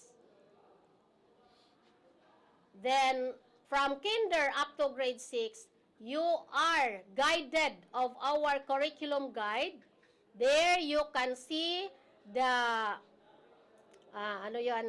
the standard content, the learning competencies, and you are guided this when to teach, what week, what grading period, and what subject that we can integrate this particular topic or topics. So, that's the picture of our curriculum guide. I know you are familiar of our curriculum guide because this is the same picture of our curriculum guide in MAPE. For grade 7, let us come to grade 7 so that you will know what to develop for our grade 7 learners. For the grade 7, expected that at the end of the year, the learner demonstrates understanding of factors that influence the use of gateway substances and improves intra and interpersonal skills by advocating holistic health. So what content for this? What topic suggested or what topic you are going to tackle for our grade 7 learners? Protecting oneself from gateway substances. Nature of, the key ideas there is nature of gateway substances. Generally, information about tobacco and alcohol include the cigarettes, e-cigarettes. So, the e-cigarettes is included. Yung iba, pwede ra daw mag e-cigarettes. Bawal yan. Reasons for using and not using cigarettes and alcohol. Emphasize to them so that they will understand why bawal sa kanila ang sigarilyo. Bawal sa kanila ang alcohol. And bawal sa kanila ang cigarettes. How cigarettes and alcohol harm the body. The short and the long-term effects of the cigarettes. Ways to protect oneself from cigarette and alcohol use. So those are the key ideas to be emphasized to our grade 7 learners. And what are the learning competencies to develop to them? 1. Ideas identifies and differentiates gateway substances. Discusses the reasons for using and not using cigarettes and alcohol. Analyzes the negative health impact of cigarettes, smoking on the individual, family, and community. So what's the impact? Even though you are not smoking, emphasize to the learners the impact to the family members and to the community of the smoke that they inhale out of your cigarette. Describes the amount, the short and long-term harmful effects of cigarettes, smoking on the body. Discusses the danger of mainstream, second-hand, and third-hand smoke. So, imagine, emphasize to them that even to the second, to the third hand, still there's a bad effect. Analysis the negative health impact of drinking alcoholic beverages. Describes the short and long-term harmful effects of drinking alcoholic beverages. So, minimize drinking. Adults. And bawal sa mga kabataan. To our grade 7 learners, emphasize to them na bawal talaga ang sigarilyo at saka alcohol. Then, interprets blood alcohol concentration in terms of physiological changes in the body. So, all these things I mentioned, you can integrate this one in teaching during health time, ESP, and Araling Panlipunan, and even in English, this interprets blood alcohol concentration in terms of physiological changes in the body. You can teach one during your English time.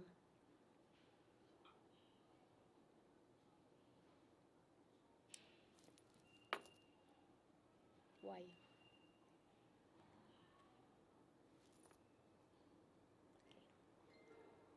So, for our grade 7, we have 6 learning competencies to develop for our grade 7 learners. Let's come to the grade 8. For grade 8, expected at the end of the year, the learners demonstrates the ability to collaborate with family and peers, to understand the causes, effects, and dangers of substance use, or for effective prevention and control. So, what content? 1, we can have these analyzing factors that influence substance use. We have there the key ideas to be emphasized. Then, we have 9 learning competencies to develop for our grade 8 learners. When can you integrate this one? In your health, ESP, ARPAN, science, subjects. You can integrate all this. You can develop these learning competencies not only in health education subject, but to other learning area. For our grade 9, so I just give this to you. The standards. The learner demonstrates a strong sense of community awareness and social responsibility through understanding laws, programs, policies, and activities in connection with substance use and preventions. So, at least they understand the laws that prohibits them kung anong mangyari if they continue to take drugs, abuse drug intake. So, what content you can inject, you can develop these competencies, the substance use in the Philippine context.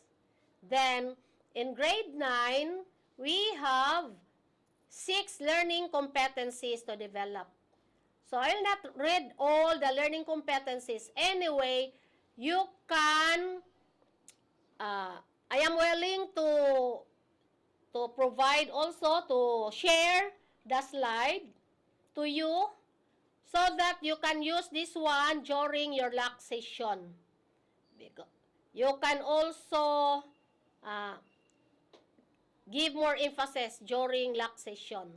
Or even mga district meetings, you can share this slide to them. So, for grade 9, we have 6 learning competencies. Then, emphasize there where to integrate, in what subject you can teach this, you can develop these learning competencies. Health, commonly, of course, in health subject. And our time for the health during Thursday. Once a week during Thursday. For grade 10, higher na, the learner demonstrates understanding of the importance of prevention and control of substance use through sustained advocacy. What topic is substance use in the Philippines, implications and preventions, interventions. So with that topic, you are to develop the listed competencies. We have 5 learning competencies. In grade 10, this interprets data on substance use in the Philippines. You can integrate this one, develop this learning competency in mathematics subject. Imagine, even mathematics, we can inject in developing this learning competency. Grade 11. For grade 11, the learner demonstrates positive behavior in sustaining life, skills to transform the self and society for optimum well-being based on goals set. So, positive behavior. So, ano ang content dito for grade 11? I as a human being. O another risk and protective factors. You can Google topics about this so that you can develop the learning competencies for this. The third content is my life skills and I. This is to sustain life skills. So we have 4 learning competencies for this topic. You can, where to integrate? Okay, health, ARPAN, and ESP, and in ASP. For grade 12, expected at the end, upon finishing the grade 12 grade level. The learner demonstrates strong commitment as a functional advocate of change in transforming future career opportunities based on goals set. Topic for that ay as a functional advocate of change. Another topic ay as transformational leader for a substance-free society. So, for first topic, you need to develop the 3 learning competencies, listed learning competencies. And you can integrate this in English, EP, ESP, and health education. So, parang dalawa lang yun, no, yung English. From kinder up to now, up to grade 12, parang dalawa lang yung learning competency that you can develop there in English subject, and we have also one in mathematics. So, that's the picture of our curriculum guide in adapting this program, the Preventive Education, Drug Education Program. So, you are provided the listed competencies so that you are guided what are the competencies to develop in order to adapt the learners learn this we can integrate, develop this program. So, the grade level, each grade level, we need to develop the life skills and values. And these are the life skills and values to be developed to our learners. Konti na lang, malapit nang matapos. I know it's already 12. So, sorry po. Then, for grade 11, grade level, kinder, we have here the life skills. At least, we can develop this one at their age. Though they are still very young, but at least naman, we can develop this through our teaching, to our commitment and dedication to teach our young learners. One is personal skill, communication skills, decision skills, responsibility skills, initiative and self-direction skills, cross-cultural skills, productivity, accountability, moral and spiritual values, collaboration and interpersonal skills, global citizenship skills. Na imagine that will be developed starting kinder at their young age. Pero yung out of your simple lesson imparted to the learners, then we can expect also that we can develop these life skills to them. For grade 1, pero pare-pareho lang, personal skills, decision-making skills, communication skills, critical thinking skills, responsibility skills, initiative and self-direction skills, and cross-cultural skills. Ang wala lang dito from grade kinder sa grade 1 itong initiative. The grade 1 has the initiative and have self-direction. Alam na nila. May kunting alam na sila at their grade 1 level. For grade 2, ang wala lang doon, as what I mentioned from kinder up to grade 1, itong collaboration and interpersonal skills. Then at least that will be developed in them. Additional to grade 1. For grade 3, what being added to the life skills to be developed for grade 3, parang problem-solving skills. Ito ang additional skill to develop for our grade 3 learners. So, additional skill to develop for grade 3. Dami-dami na. For grade 4, the additional there is the social skills. Resistance, refusal skills. Alam na nila, marunong na sila mag-refuse, mo resist, whatever offered to them, especially the use of drugs. Then, the initiative, doon na yan sa lower grade. For the grade 5, additional, marami na dito, masyadong marami sa grade 5. Assertive skills. Assert. They has the power to assert during this age.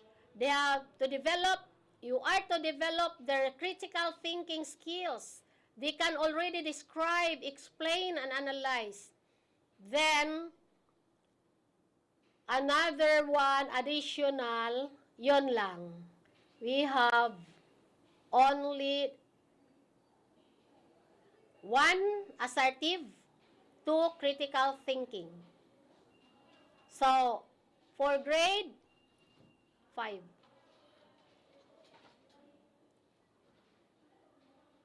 For grade 6, these are the life skills to develop for grade 6.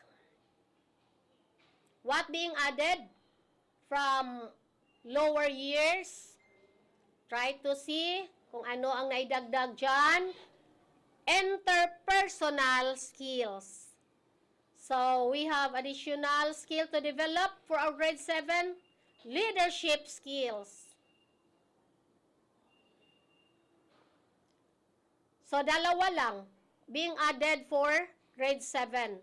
For grade 8, ano ang dapat i-develop sa kanila in addition to what being developed from kinder up to grade 7? Pareho lang. Walang naidagdag sa grade 8.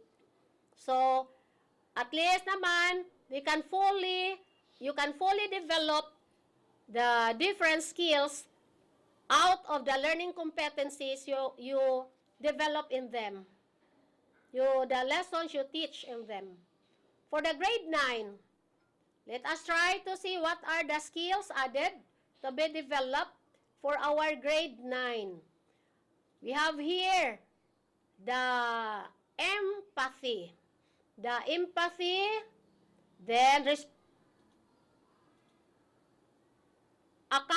meron na yan sa lower years. Empathy ang being added. Skills to be developed for grade 9. For grade 10, the same. We have the same life skills to develop for grade 9. Enhance. So, grade 11, what are the life skills to develop? Let us try to evaluate. Planning skills.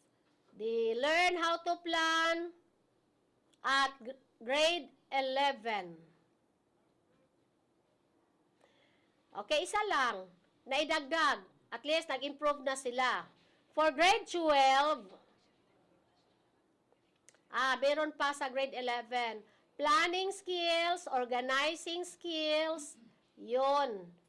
Ang dapat i-develop, they should learn, they should master that skills. For grade 12, try. The same. So, expected that the different life skills to develop by us in different grade levels, pag grade 12, kunti na lang. Expected, personal skills, building self-esteem and keeping safe.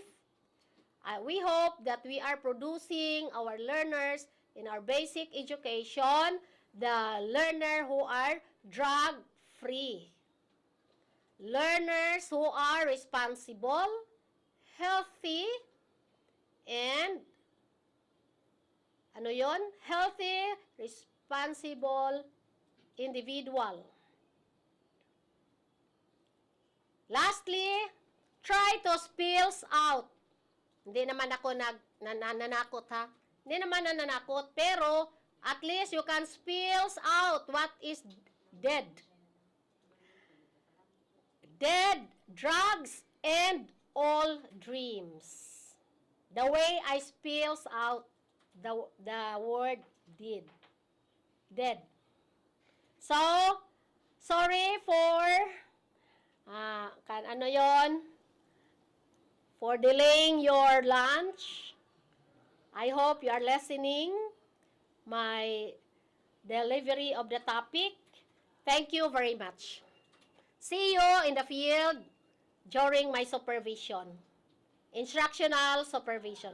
I look into the integration of these learning competencies during your health instruction. So, thank you very much.